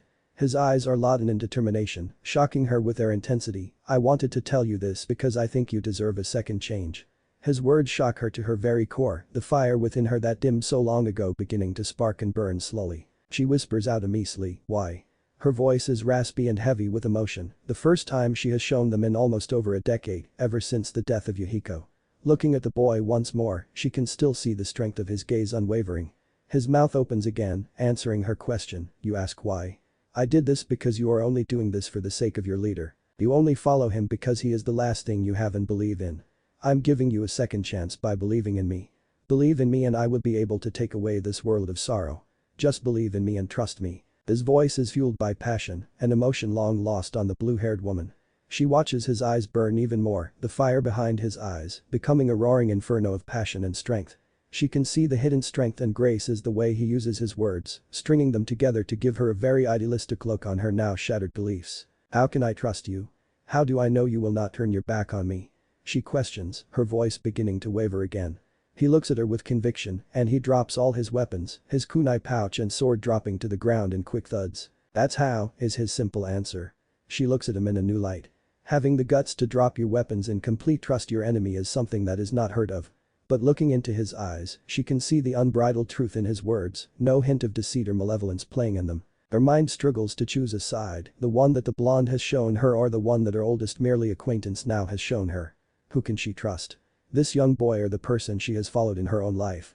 That one that she has let dictate the last decade of her. With that thought, she comes to a decision, one that even surprises herself. I will put my belief in you. I can see in you the determination to end this madness of war between Hanzo and my leader. I have been living a life that is dictated by the man that I once called my friend. You have opened my eyes to this true nature, a man with an obsession to bring the world to his knees. I will do what you wish, Conan complies, shocking even herself with her outburst. Naruto smiles, his teeth showing and baring his fangs. Good choice Conan-chan. You have made a wise decision. I will not dictate your life and you may go about this any way you like, but I wish you to stay with Akatsuki and spy on them for me. I will find you a year from today every year for an exchange of information. Until then Conan-chan. Wait. She shouts, her voice easily rushing through the air, "What is your name?" He smiles and simply says, "Uzumaki Naruto. Pleasure meeting you, Conan. Your beauty is dazzling. Until we meet again, goodbye." He disappears in a swirl of water, leaving nothing behind but a puddle of water where he once stood. Her hand feels her cheek, the warmth pulsating under her hand. He simply called her beautiful and adding the suffix chan to her name, and she was this flustered. It is understandable after all. It has been so long since somebody has given her affection and this has been close enough. Sighing to herself, she surveys the field of dead carcasses, falcons and vultures diving to feast upon the rotting corpse of humans. Her face turns into one of disgust, and this only furthers her belief in one Naruto Uzumaki. "I will not fail you, Naruto-kun," she whispers before disappearing and leaving behind the dead bodies to the scavenging birds. Hanzo. Hanzo turns around, finding his apprentice behind him with a ragged look. His hair is askew, the blonde hair haggard. His clothes are ripped in several places, some just being giant holes. "Get out of here, Gaki. You're no match for this guy."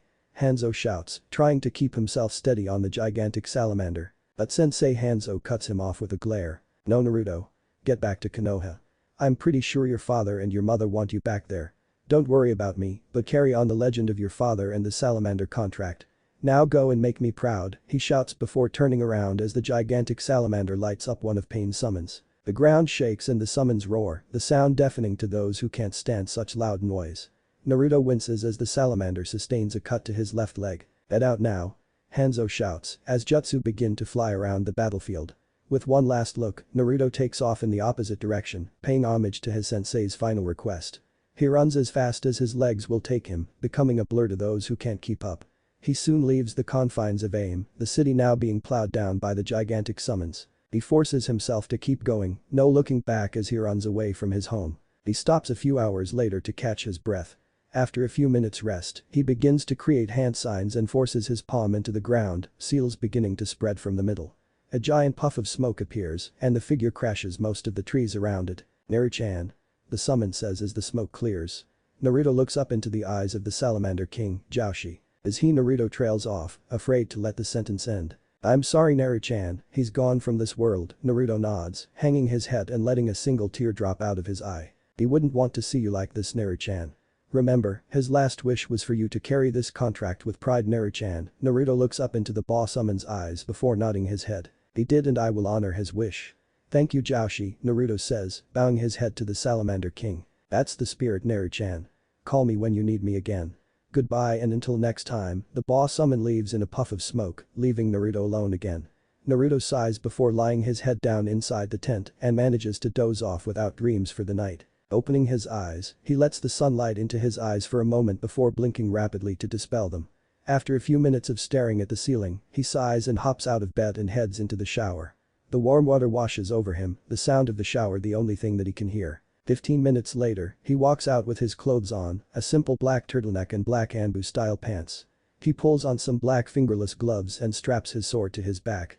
He then pulls on his jettas and attaches his kunai holster to his right thigh. Checking himself over, he deems himself ready and steps out into the hall, the house still silent. Snores can be heard through the walls, most of them coming from the boys' rooms. Creeping his way downstairs, he does so silently, no noise from his soft footfalls. He silently slips into the living room, discreetly opens the front door, and walks out into the clearing in front of the home. The lake glistens to his left, tiny little gems shining in the light of the sun. He stands there for a few moments before he feels a presence coming from the house and walk out in the clearing. She lets out a long yawn and covers her mouth, alerting him of who it is. "Good morning, Anko," Naruto says, flashing her a grin.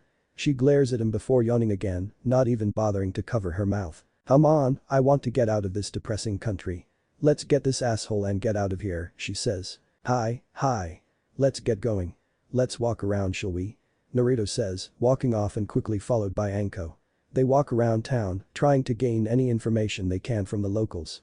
An hour later, they finally go through all the shops with very little information. "Looks like we're on our own here, Anko," Naruto sighs, looking at the glistening sea. "Check the coasts. I assume he'll be closer to those areas as he runs the shipping company. Let's scout the area for a bit for any possible locations," Anko says. "Alright, I'll check west, you get east. Meet north in an hour." "Alright, see you then," Anko says, jumping away at a quick pace. Naruto then takes off as well, his clothes rustling in the wind as he jumps from roof to roof. An hour passes and finds Naruto and Anko conversing on a roof across the way from Gato's base, patrols around the base. 15-minute intervals. Anko nods before setting her sights back on Gato's base of operations. How do we get in there? Naruto's mind begins to work, bouncing ideas around in his head. Let's observe for now. There's so little information to work on at the moment, Naruto says, his eyes gazing over the castle-like structure. Anko sighs before lying on her stomach, her hands holding her head up. They stay like that for a few hours in silence, the exception being Anko's complaints. He just smiles whenever she does and looks back towards the castle. Alright, I think I've got it, Naruto says out of the blue. Finally. I thought you were a genius, but that sure did take you a while. Oh, shut up. Alright, I've noticed that patrols switch off every 3 hours. On the next patrol swap, we're going to head in through that window. He points to the window on the east that brushes against a couple of trees. Once inside, we'll search room by room. Kill any goons you meet. Remember, our objective is to kill the leader. Grab any information we can use and any money we can take to save Wave. Anko nods, patrols swap in 10 minutes.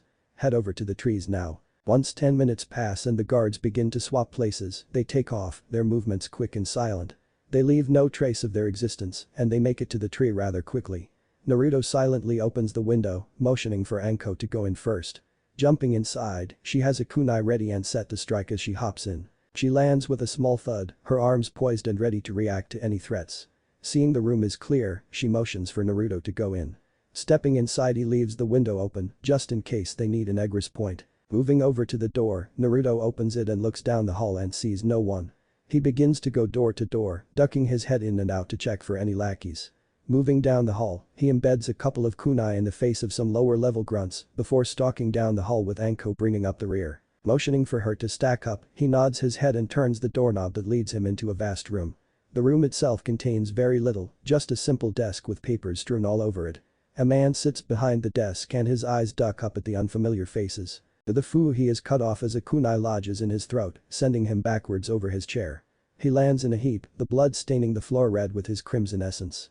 Moving over to the desk, he begins to gather important documents on exports and imports, timetables, and other things.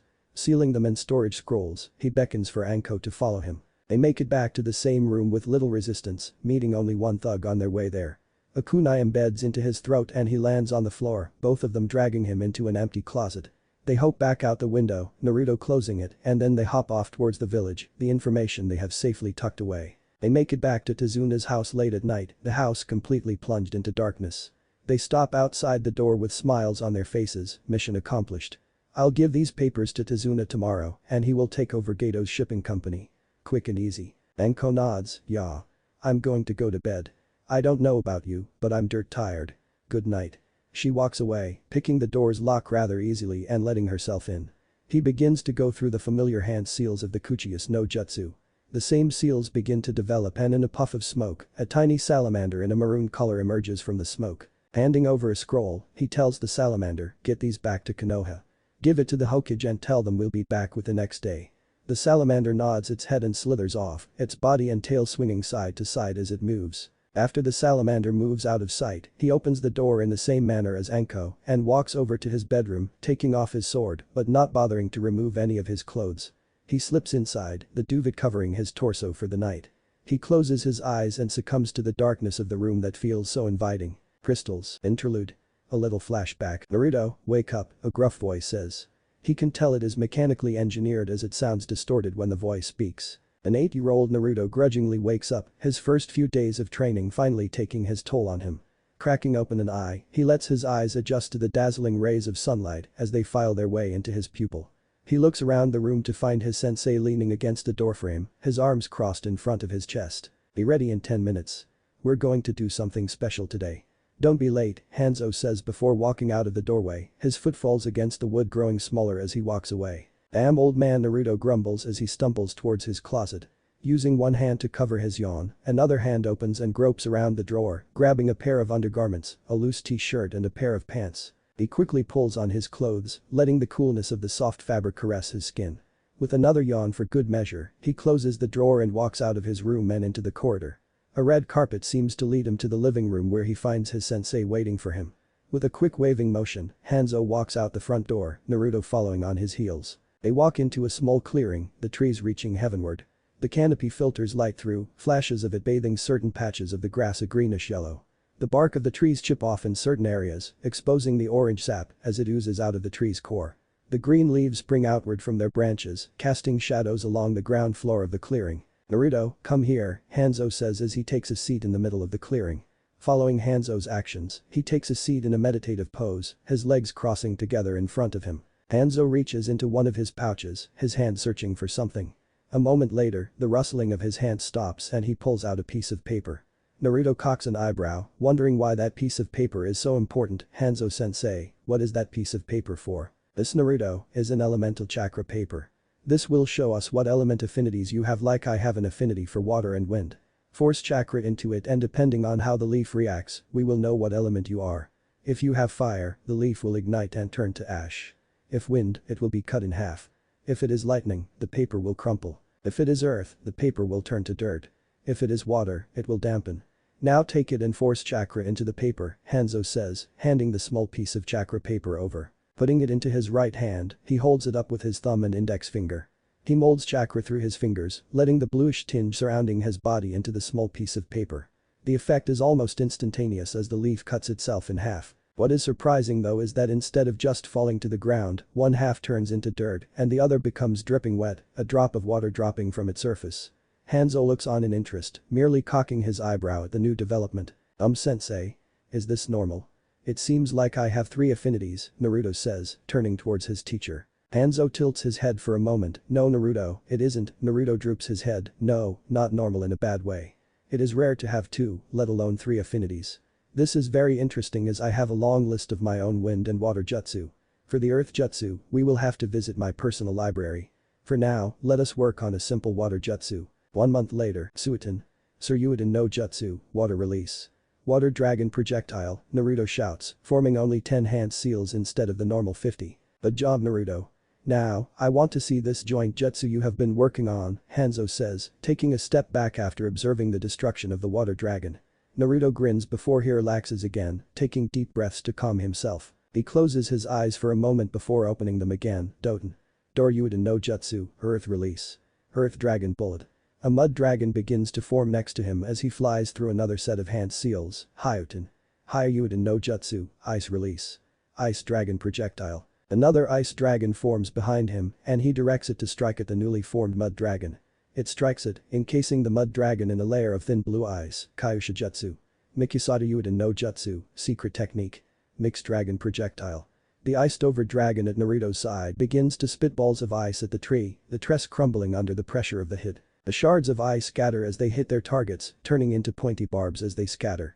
They fly for another 10 feet, finally stopping and embedding into the trees around them. Hanzo begins to clap, awed by the mix of jutsu his apprentice used. "Good work Naruto. Good display of mixed jutsu. Now, since you have many jutsu for your affinities to work on, create 3 sets of shadow clones of 30. Split them into 3 groups of 10 and have them work on a separate jutsu of each element. I am now going to teach you how to use the other elements, but this will be more laborious and rigorous as it is very difficult to manipulate an element that is opposite to your own. Now, let's start." 3 months later, Suiton. Suryuiden no Jutsu. Naruto shouts. A water dragon forms behind him, his eyes yellow and searching for a target. Kaiten. Karyuenden, fire release. Fire dragon flame missile.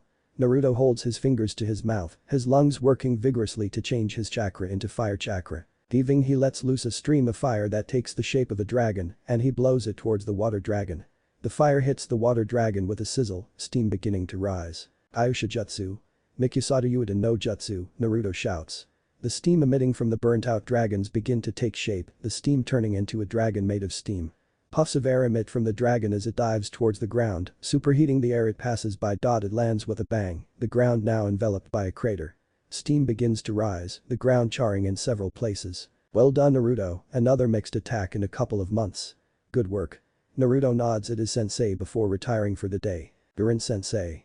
I did it," Naruto shouts as the crystal blade forms on his left arm. Guren watches as the blue crystal blade forms along his forearm, the shape curving outwards. "Good job Naruto. That's enough for today. You've almost mastered crystal manipulation," Guren says, smiling down at the boy. "Hi sensei. See you tomorrow Guren sensei." Naruto says, rushing off towards Hanzo's castle. She shakes her head as she watches the 10-year-old boy run off. "He's going to be a better crystal manipulator than me." "Is that so?" Hanzo says, his body stepping out of the shadows around the edge of the clearing. "Definitely. He almost has it to the point where he can just think what he wants and it will bend to his will. I must ask though, why is he being trained at such a younger age? He is on par with most jounin in the city, Gurren asks. Hanzo takes a breath. Gurren. That boy is going to take on my mantle as the salamander contract holder. He's going to sign it when he's 12. I also have a feeling he is going to be a major factor in the war. Besides, when he goes back to Konoha, he's going to need those skills to defend himself, Hanzo says sagely. But why Hanzo-sama? Didn't you take him away from that awful place in the first place? Gurren says, tilting her head to the side. This war is intensifying, Gurren. The battle will be taken to us soon as their leader is ready. I need to prep him and I have a feeling I won't be seeing through the war when it ends. I want somebody to carry on my legacy, and when I saw him that day, I saw the potential he had as he was chased around the city, Hanzo sighs, before walking away and leaving Gurren in the clearing by herself. She walks off towards her home in a megacar after fleeing from the remnants of her old home. Gurren did not follow Orochimaru. She managed to escape while using her crystal manipulation. She ended up in a megacar when Hanzo found her. Remember Naruto, concentrate on the mission. Empty your mind of all thoughts but the mission, a voice in the back of head says. Casting a glance over the house his target is currently sleeping in, he assesses the situation. 5 guards at the front on a 3-hour rotation.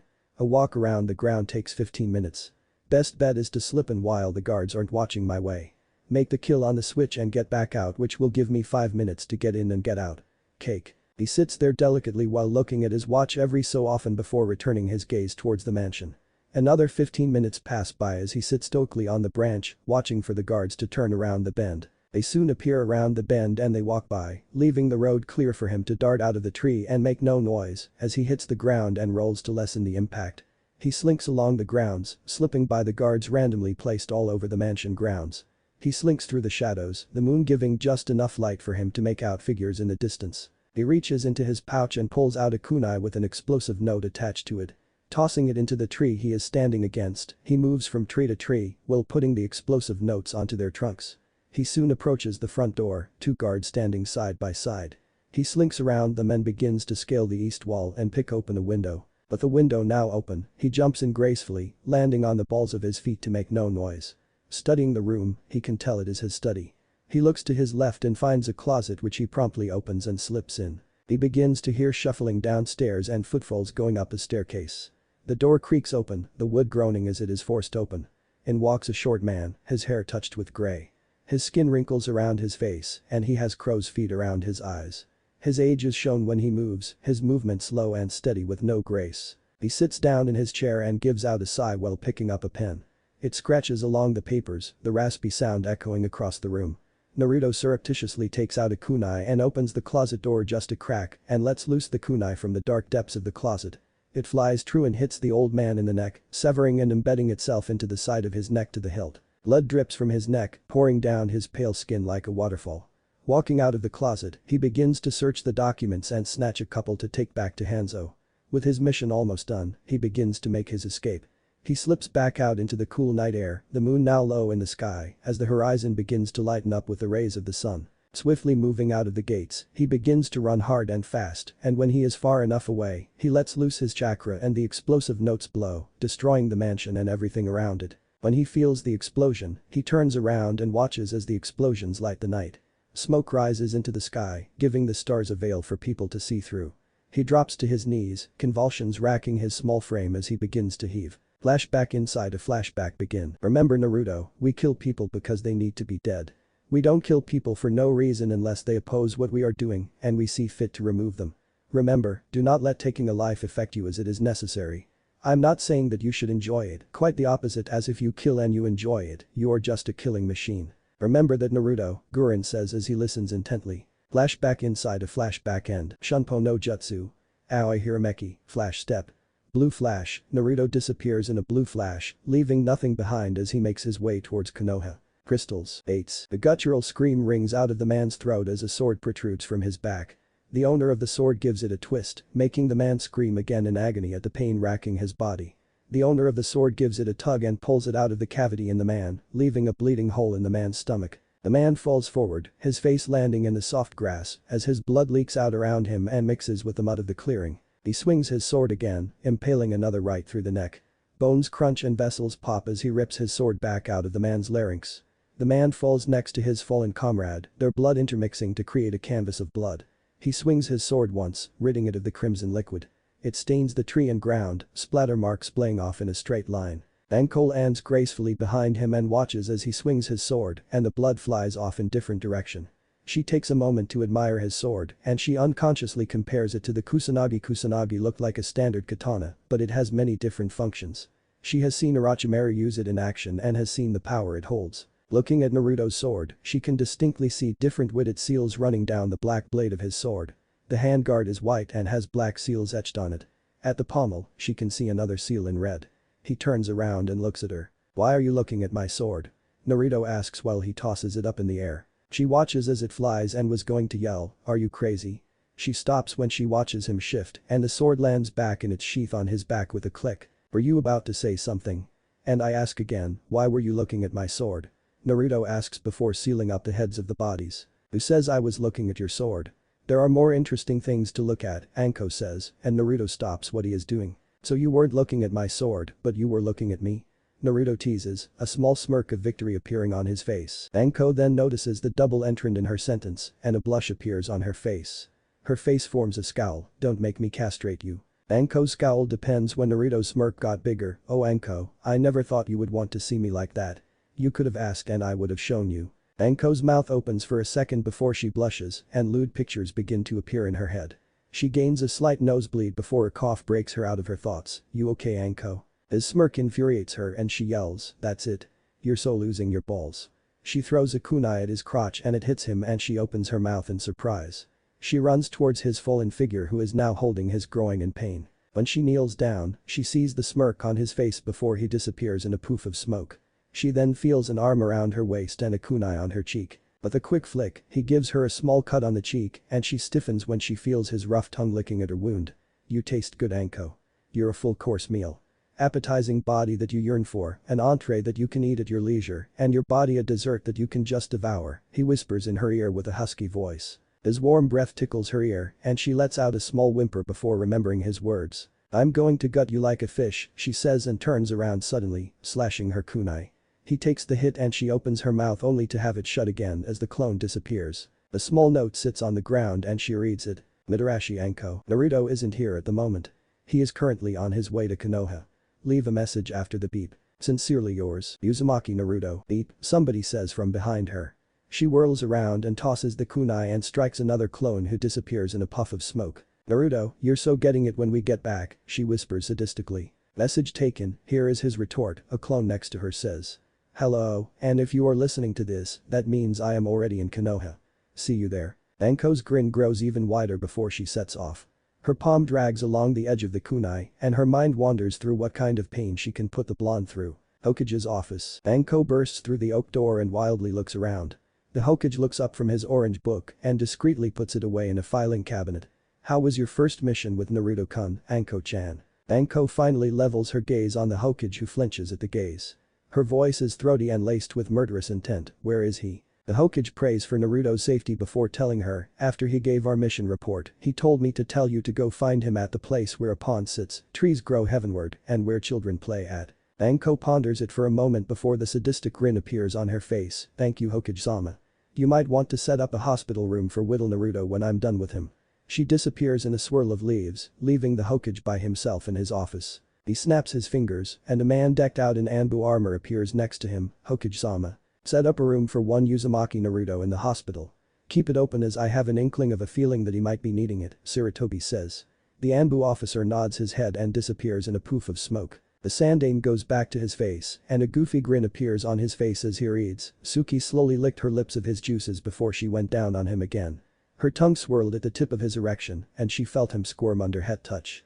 His hand shots out and dug deep into her golden locks as she began to bob her head up and down. He groans and a moment later, she felt his cock hit the back of her throat and she fought down the gag reflex and started to hum. Her hand shot out and grabbed his balls and she felt them tighten and the next thing she knew his manhood twitched. "Hokage-sama, Team 9 reporting mission success." The Hokage looks up with annoyed expression and puts the book away. Yes. Report quickly, I'm quite busy," the Hokage says irritably as his mind tries to put the finisher on the small section of the story. "Gosh Hokage-sama. Team 9 and I used our flames of youth to destroy the Apostion guy," went on to explain the rest. "Well the sandame thought, I want to read my smut now. Naruto walks into the Hokage's office with a small yawn and finds Anko and the Hokage already there. Stifling another yawn, he lazily walks over, biting the apple he has in his right hand. A large crunch behind them alerts the two shinobi in the room and they go on alert as they didn't even sense the intrusion of another person. "Relax, it's just me," a voice says from behind the two. They instantly turn to see one Uzumaki Naruto with a cheeky grin on his face. They both sigh in relief, but both are a little incensed that Hez is able to sneak into the office undetected. "Ah, Naruto-kun, you're here. I was just discussing your next mission with Anko-chan," the Hokage says when Naruto tosses his apple out the window of the building. Naruto watches it as it falls on top of a guy's head and knocks him down. With a smile he turns around to find them both staring at him. He is still chewing on his apple and when he swallows, he sheepishly says, "What?" Anko rolls her eyes while the Hokage clears his throat. Well now. This is an S-rank escort mission. Both of you know that the 5th Mizukage is here in Konoha, yes? Both nod their head. You two are going to accompany her back next week. You will meet with her in 5 days to discuss plans. This is on a need-to-know basis as information leaked here can be very, very detrimental to the health of the Mizukage. If she dies going from here to Kurigakure no Sato, there will be a political fallout and we don't need that now. Understood. "Hi Hokage-sama," Naruto and Anko say together before walking out the door. The Hokage watches them leave and then surreptitiously pulls out his orange book and begins to read only to have Team 9 barge in. "Hokage-sama. Team 9 reporting a successful mission. Yosh, our flames of youth burn brightly." The Hokage looks up with an annoyed expression and puts his book away with a sigh. "Alright, start with your report." Naruto and Anko appear inside Training Ground 8 and they find Kurenai and her team doing some training.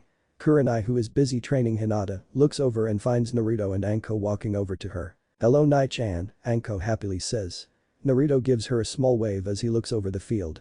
Hinata, who is standing next to Kurenai, faints after seeing Naruto. Naruto cocks an eyebrow in Hinata's direction and turns to Kurenai. "Will she be okay?" Kurenai sighs and shakes her head. "She'll be fine. She's rather shy and her father puts her down pretty much. She's grown up in a household where her father doesn't really care." Naruto shrugs his shoulder and looks over at the two boys sparring. He watches as they run through Taijutsu and Ninjutsu and he notices how most of them revolve around their family jutsu. He speaks up, making the two women look at him. They have good tactics, but their jutsu is rather predictable. "What do you mean?" Kurenai asks, still watching her students. "Well, if you look at Kiba," he points at Kiba, "he uses his clan jutsu way too much and depends on Akamaru a lot. Shino, he uses his bugs in various ways, but that can easily be countered with a simple wind jutsu.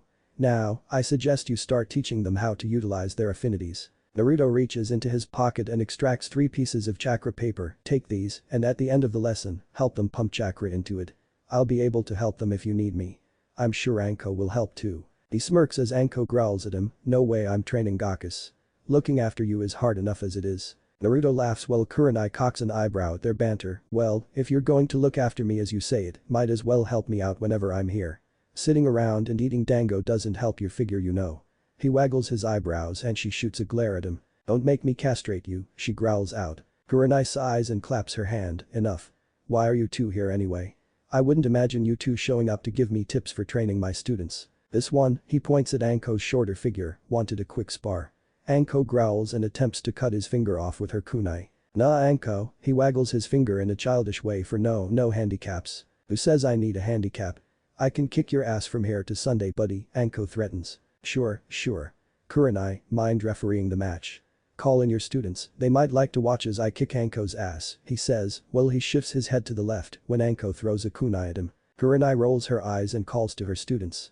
They walk over, both are panting and sweating from the spar they had. "Take a break and watch." The 3 made their way into the middle of the clearing. Naruto and Anko jump away, form the middle, leaving Kurenai to look back and forth. "Keep the fight clean," she glares at Anko, who waves back with a sadistic grin. The 3 genin can't help but shy away, while Naruto smirks. "Go." The wind howls and whips around them and Anko shoots off like a cannon, her legs becoming a blur. She tosses a kunai at his unmoving form and continues to sprint with a kunai held out in a reverse grip.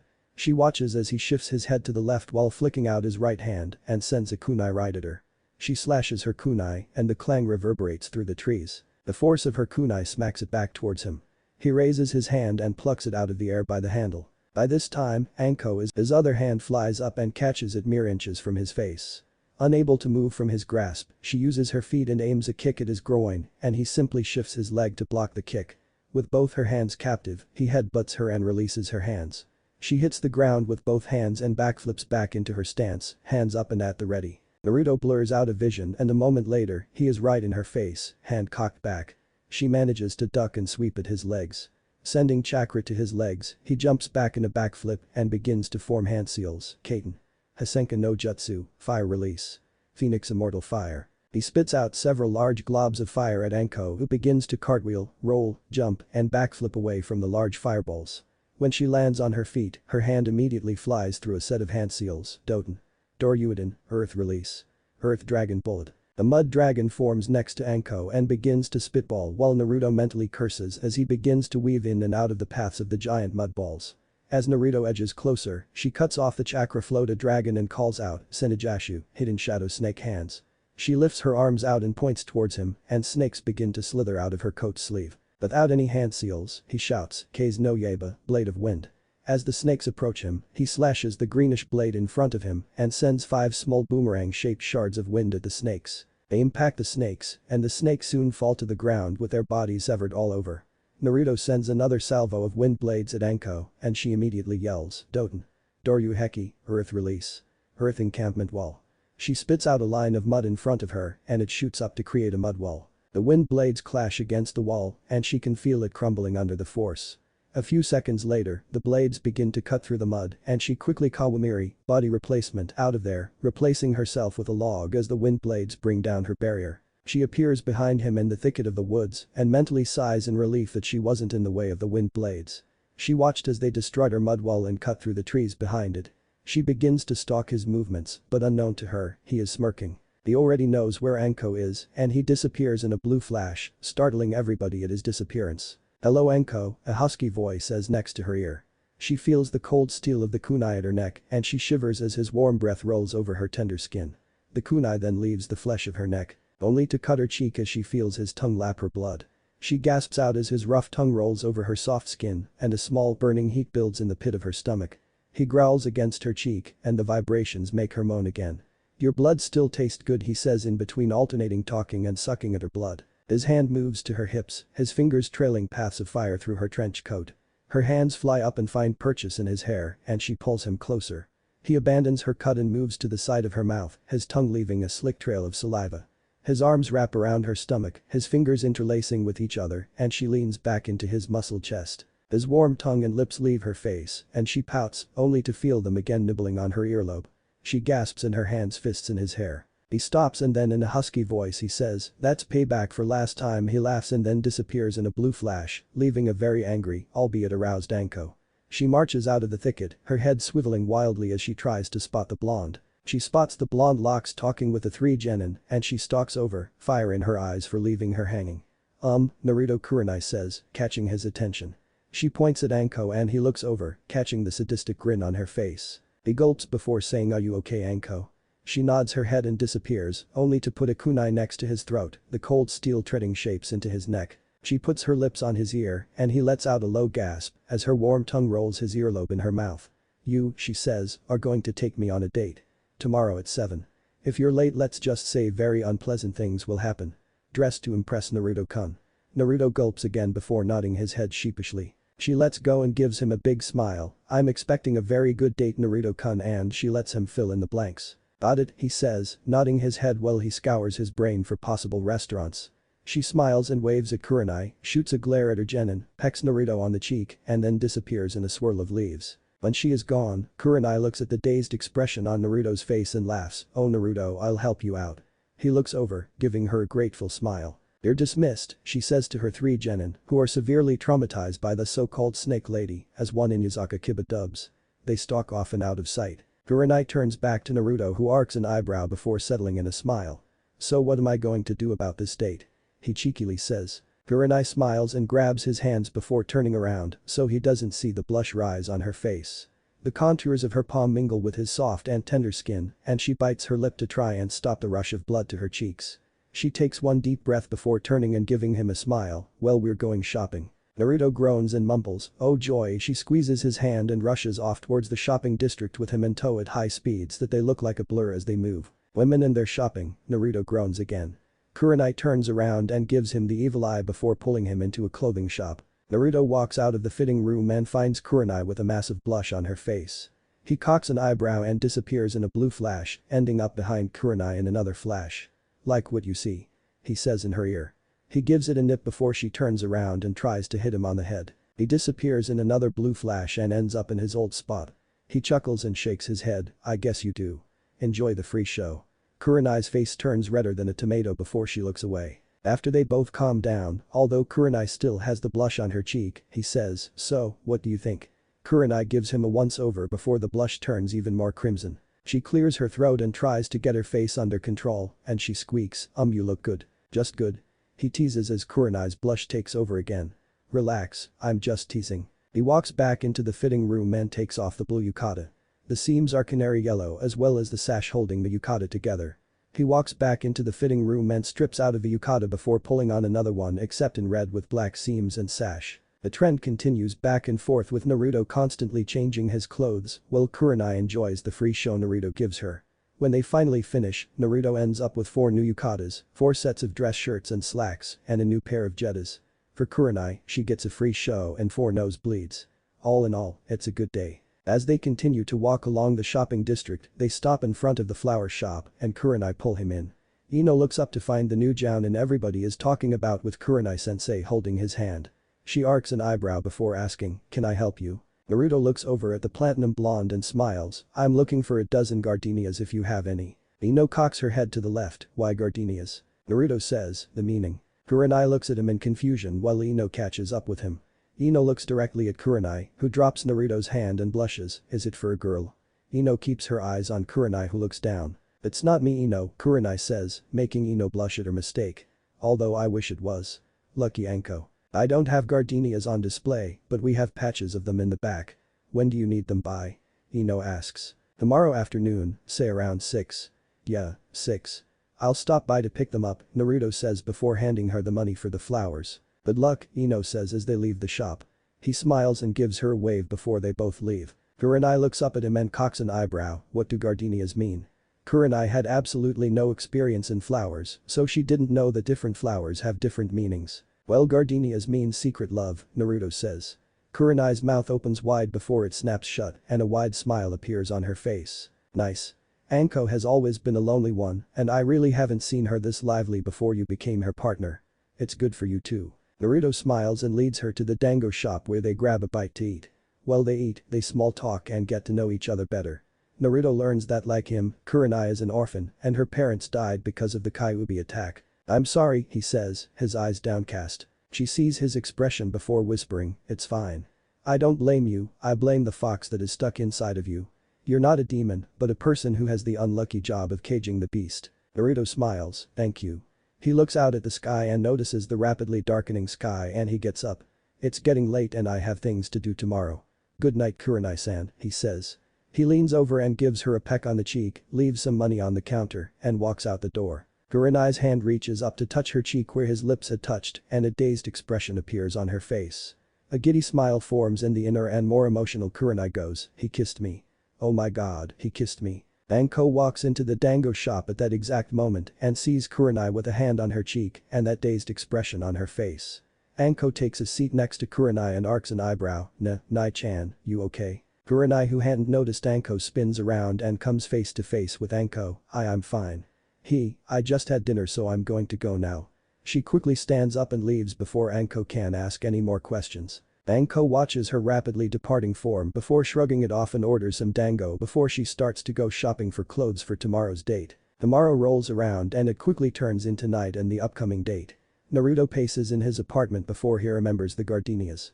He rushes off, picks them up with just enough time to get to Anko's home before 7. At 7, Naruto knocks on the door and he hears scuffling inside as things fall and land on the floor. He cocks an eyebrow at the sounds and the door opens to reveal Anko and his mouth opens wide and he almost drops the flowers in his hands out of shock. Anko is wearing a deep sleeveless purple dress that covers her back but has a plunging neckline that ends in the middle of chest. It covers her assets generously but shows just enough skin to entice a human male. It ends at mid-thigh and shows off her pale but muscled legs. She wears a pair of sandals that show off her red toenails. Her purple hair that is usually set up in a spiky pineapple-shaped ponytail is down and it reaches the middle of her back. She has on a small charm bracelet and a necklace with a small locket on it that says, "From Mom." Her angelic face has no makeup as it isn't needed, and her onyx eyes seem to pierce his amethyst. Anko opens the door to find Naruto wearing a white dress shirt that showed off his figure. A charcoal sports jacket hangs from his shoulder, and a black and white tie hangs down the middle in between the gaps in his sports jacket. He wears a pair of black slacks, and his jettas peek out from under the pants legs. His hair is spiked and it falls down to the back of his head, and his face has a goofy expression, but it morphs into a dazed expression. They ogle each other for a few moments before Naruto grasps himself again and clears his throat. These are for you." He hands over the gardenias he is holding behind his back and hands it to her. She takes a sniff and smiles before putting it in a vase next to her on the table. "Thank you," she says. She takes his proffered arm and they walk out of her apartment arm in arm. They walk down the streets, people looking at them with the women glaring at Anko, and all the men drooling and raging on the inside at Naruto. They walk into the more quiet parts of Konoha where they stop outside a small and quaint restaurant. She has never been here before and she looks at Naruto who chuckles, "Trust me. I do." He nods and opens the door for her and she appreciates the gentlemanly, is that a word? Gesture. He walks in after her and they are stopped by Matredi. "Do you have reservations?" he asks. 7 o'clock, Uzumaki, Naruto states. The man checks the list and sees his name. "Right this way, sir," he says, taking out 2 menus and leading them up the stairs to a second floor. He leads them to a veranda hidden by white curtains and a wooden roof. The waiter parts the curtains, allowing the night to suffuse through the now gaping hole in between the white fabric. They sit at a table closest to the railing of the balcony, allowing them to see a little bit of Konoha. The district of Konoha they are in is slightly more elevated than the other part, allowing them to see over the lower parts of Konoha and its nightlife. "Would you like anything to drink?" the waiter asks while taking out a notepad. Naruto gestures for Anko to go first and she flashes him a smile. "Chilled sake is fine." "For the sir?" "Chilled green tea." "Thank you, I will be back with your drinks and to take your orders," the waiter says, bowing and then walking down the stairs. They stay silent for a few moments as they listen to his footfalls disappear completely. "Green tea?" she asks incredulously. "Who drinks green tea?" Naruto smiles and chuckles at her shocked expression. "I'd have you know that green tea is rather popular around the elemental nations. Besides, I want to be at least half cognizant by the end of this date. Wouldn't pay to have our best assassination team out like a light until the afternoon." "I guess, but you're still a pansy," she says, smirking while he rolls his eyes. "Shut up. Whatever, let's get our orders ready shall we?" Naruto says, picking up his menu and scanning it over. Anko mirrors his action and begins to scan the menu, mentally picking and choosing what she wants and what she doesn't want. The waiter comes back a few minutes later with their drinks on a platter. He sets them down and takes out his notepad and pen. "What would you like?" "Ladies first," Naruto says. "Can I get an order of sashimi, followed by a lobster salad with a side of spring rolls, no zucchini," she orders. "And for the sir?" "Can I have an order of shumai, steamed wontons, followed by a plate of yakisoba, stir-fry noodles with vegetable and or meat, with a side of shrimp spring rolls," Naruto says, handing the menus over to the waiter. "Very good, your food should arrive in no less than 15 minutes," he says, taking the menus and descending back down the stairs. They sip their drinks in silence, and Anko clears her throat. "So, why do they call you Ichihane Tenshi?" Naruto smiles and swirls his straw in his drink. "It's a surprise." He gives her a knowing look while winking. But that question unanswered she changes to another one. "What was it like to study under Hanzo?" "I heard he was ruthless and could take on the 3 senin." Naruto chuckles at her odd tone. "It was quite an shall we say experience. He pushed me, and he pushed hard. I was up really early every day and stayed up late into the night. Although he was a slave driver, he was a father figure to me. He taught me how to fight, how to defend myself, and how to act around people. Everything a father usually does. When he died, it felt like a part of myself went with him." Anko nods her head in understanding. "He trusted me with carrying on his legacy. He trusted me with the salamander contract. It was his final wish and I intend to do just that." At this moment, the waiter comes back with their food and he sets them on the table and retreats quickly. They lapse back into silence. The only noise is their mouths chewing and their forks and chopsticks banging against their plates. They soon finish and he calls for the check. They pay up and walk out the door, Naruto's hand wrapping around her waist. "So what's next on the schedule?" Anko says as they walk back into the more populated section of Konoha. He smiles knowingly, but he doesn't answer and chooses to keep her in the dark. She cuddles into his arm, the warmth drawing her to his side, and he wraps her up tighter in his grasp. They start walking in the direction of the Hokage monument and the next thing she knows, he leads her up by the hand and they sit on top of the Yondame's head.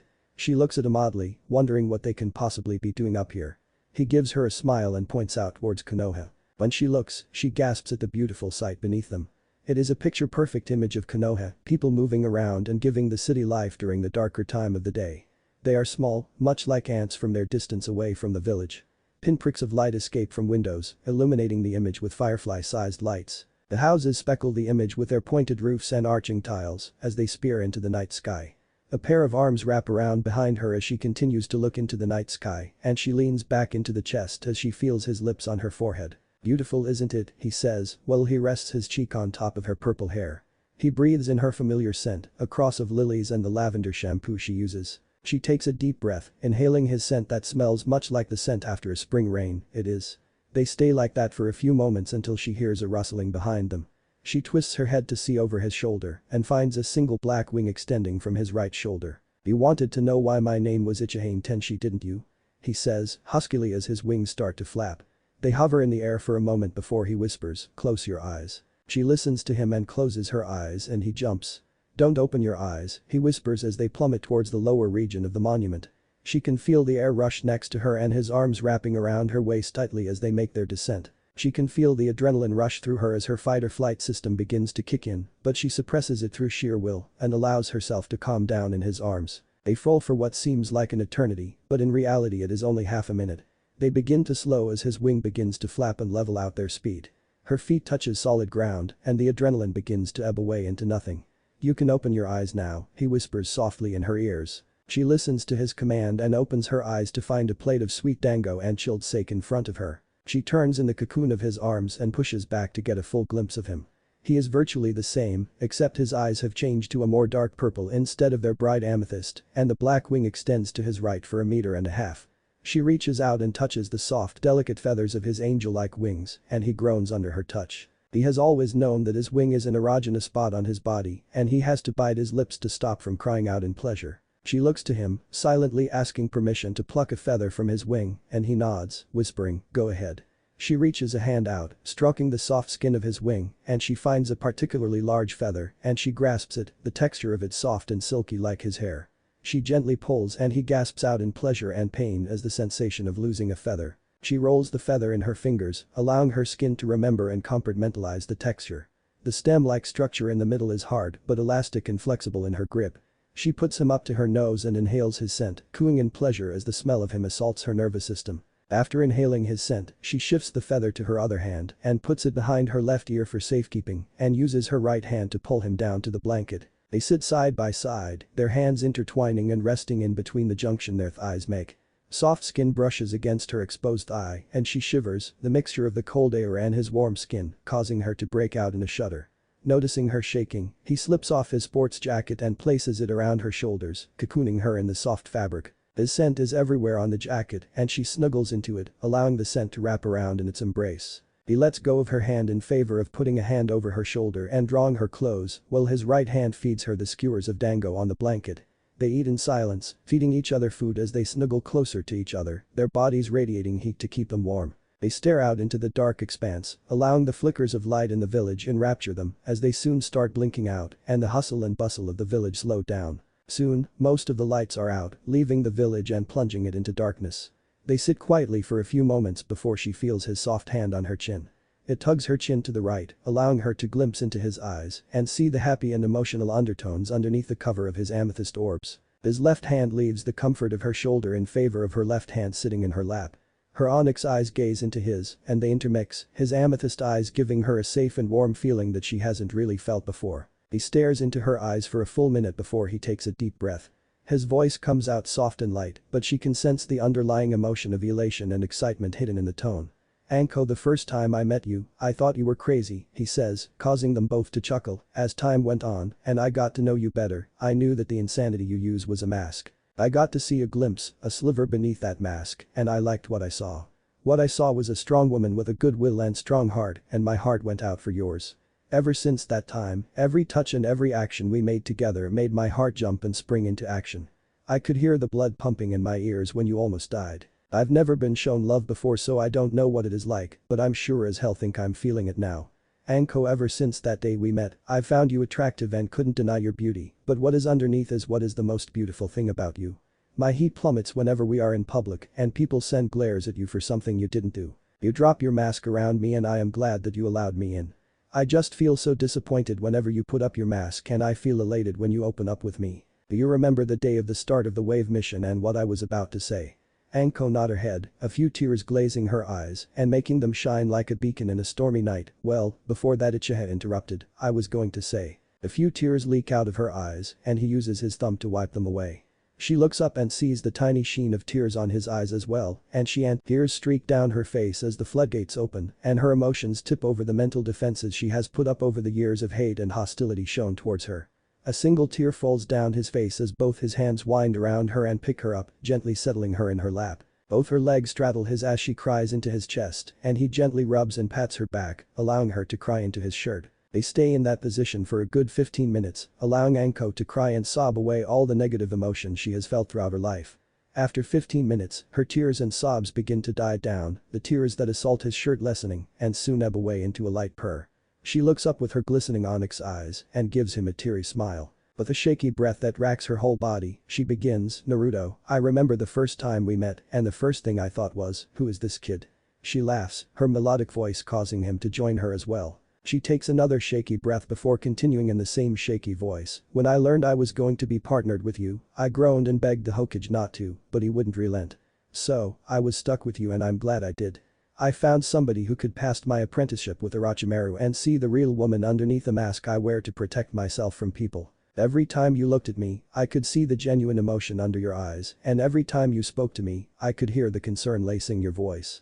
We teased and we taunted each other all in good fun, so similar in our mannerism. I have people that care for me, the Sandaime, Kurenai, and now, I've found you. Uzumaki Naruto, I love you, she says as she cranes her neck up and forwards. He sees her movements and leans forward as well, closing the quickly withering gap between their pink lips.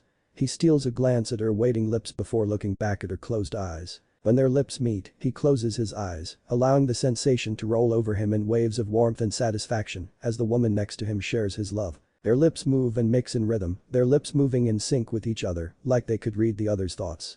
Their lips mold together to become one, and they soon part the chaste kiss, their lips shining with a little gloss of saliva. A small bridge of saliva bridges their lips together between the gap, but as they pull away it breaks away as well. Their foreheads rest against the other, both sets of eyes closed, allowing the sensation to run amok in their nervous system. Both sets of eyes snap open in an instant, the onyx mixing with the amethyst, and their lips meet again in another crash. Their noses touch while their lips meet their significant others in a residing tidal wave of emotion.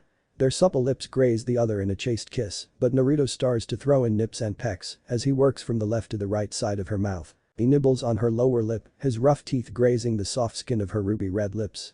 He gives her a peck on the right side of her mouth before giving her another chaste kiss, this time allowing his mouth to open, allowing his tongue to snake out and lap at her lips. She feels his lips and understands what he is asking for and she opens up, allowing his tongue snake into her mouth and intertwine with her squishy tongue. Their tongues clash and dance in a battle of dominance, their tongues trying to one-up the other as they move in time with the other. She moans as their tongues move together in tandem, their tongues rubbing against every inch of her mouth. Their tongues wrestle for a good 3 minutes before they break for air, and that is only for a few seconds before they collide together again with a wet smack. Her mouth opens first this time, allowing her tongue to slither out, and she flicked her tongue in a knocking motion on his lips. He gladly opens up, allowing her tongue to slip in, but his own ambushes her and wraps around her squishy tongue and pull it into his mouth.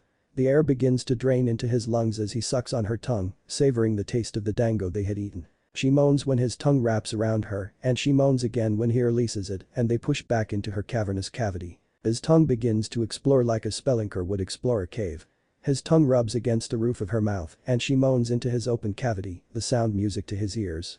He mixes it up, allowing his tongue to lick the back of her bottom teeth and then allowing it to graze the teeth on the top row. While his tongue is doing that, her tongue is suppressed under the pressure of his tongue and she gasps again when his appendage pulls her own into his mouth. She can feel his arousal poking and rubbing against her left thigh as her pelvis grinds into his. Her own nether regions begin to soak, the kiss is powerful enough to elicit a response in her hot sex. He moans into her mouth after she pulls the same trick on him, her tongue snaking around his and pulling it into her mouth. She light bites down on it, the sensation making his eyes roll into the back of his head.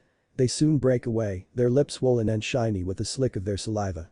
Their eyes are wild and searching, their foreheads pressing against the other. Hunger and primal lust hide behind their eyes which cover for the more obscure emotion of love that everyone yearns for. They pant hard, their breath shallow and short as they swallow gasps of air like it is a nectar from Kami. They stare into each other's eyes, neither wanting to break the contact. When their breathing returns to normal and their chests stop heaving, they close their eyes, allowing the situation to finally sink in. Naruto opens his eyes first, taking in the spectacle that is Anko. I love you, Anko. Anko's eyes flutter open, and a wide smile appears on her face as she gives him a small peck on the lips. I love you too, Naruto, you big romantic. Naruto rolls his eyes before they both start chuckling. He quickly cleans up, storing everything inside a storage scroll. When every trace of food is gone, he turns around and swipes at Anko's legs, making her yelp in surprise. He deftly catches her and settles her into a bridal-style carry, and they both disappear in a blue flash towards her apartment. A line of blue flashes appear over the skies in Konoha, making those who remembered the Yondames just gape in awe. The blue flash appears inside the living room of her apartment building, and two figures soon follow. Naruto lands on his feet, Anko in his arms as her arms circle his neck. Anko's eyes are closed, but a gentle nuzzle of her neck makes her crack her eyes open, and she is suddenly hit with a dizzy feeling. Whoa, she says from the canopy of his arms. He laughs and walks into her bedroom, gently laying her down on the white sheets. You'll get used to it, he says, taking a seat on the edge of the bed. Her head rests on a violet pillow. She unwraps herself from his jacket and bundles it up in a ball and pulls it to her nose and deeply inhales the scent. You smell good, like the scent after a spring rain, she says while still inhaling his scent. He chuckles softly and his left hand caresses her cheek and he leans forward, giving her a small peck on the lips. I like the smell of your shampoo, he says, before they descend back into the realm of chuckling. He looks down at her once more, his hand still cupping her cheek, and he draws her in for one more chaste kiss before he breaks it apart and moves to leave. Her soft hand grabs his wrists, stopping him in place. He turns around to find the pleading face of Anko. Stay with me tonight. Her cute look makes him stop and he smiles. Anything for you, Tenchi. She drops his wrists and he begins to strip, unbuttoning and removing his dress shirt. A white t-shirt lays underneath, the t-shirt showing off his chest. He then strips off his black slacks, revealing his black fox boxers underneath. She giggles when she sees them, the sound escaping her throat. He smiles and slips in next to her, their bodies facing the other. She slips out of her dress quickly, leaving her only in her bra and panties. He ogles her in turn for a moment, noticing her C-cup-sized breast and shapely bottom. She has an hourglass figure with curves in all the right spots that make a man shiver in delight if he gets the chance to touch. They face each other and smile before Naruto says, "Good night, Anko-chan." She smiles back, tossing an arm over his side. She closes her eyes and whispers faintly, "Good night, Naruto-kun." Their breathing begins to slow down, the deep and rhythmic rise and falls of their chest moving in tandem with each other. They soon shift for the night, Naruto moving onto his back with an arm under Anko. Anko's head is buried in the crook of his neck while her left arm is tossed over him. Their legs mix together at the end of the bed, their limbs intertwining with their lovers. If anybody is to see them right now, they would have been the perfect picture for a couple. A perverted giggle escapes the man with white hair's throats as he scribbles fiercely in his notebook. His smile stretches to his ears and he takes off into the night, leaving nothing behind but a small toad that croaks and disappears with a small poof of smoke. What if Naruto has ice and crystal release harem? Thanks for watching my video till the end. If you enjoy this content, then do consider subscribing to my channel and leave a like if you guys need the next part, comment down, and thanks for watching the video and see you guys in the next video.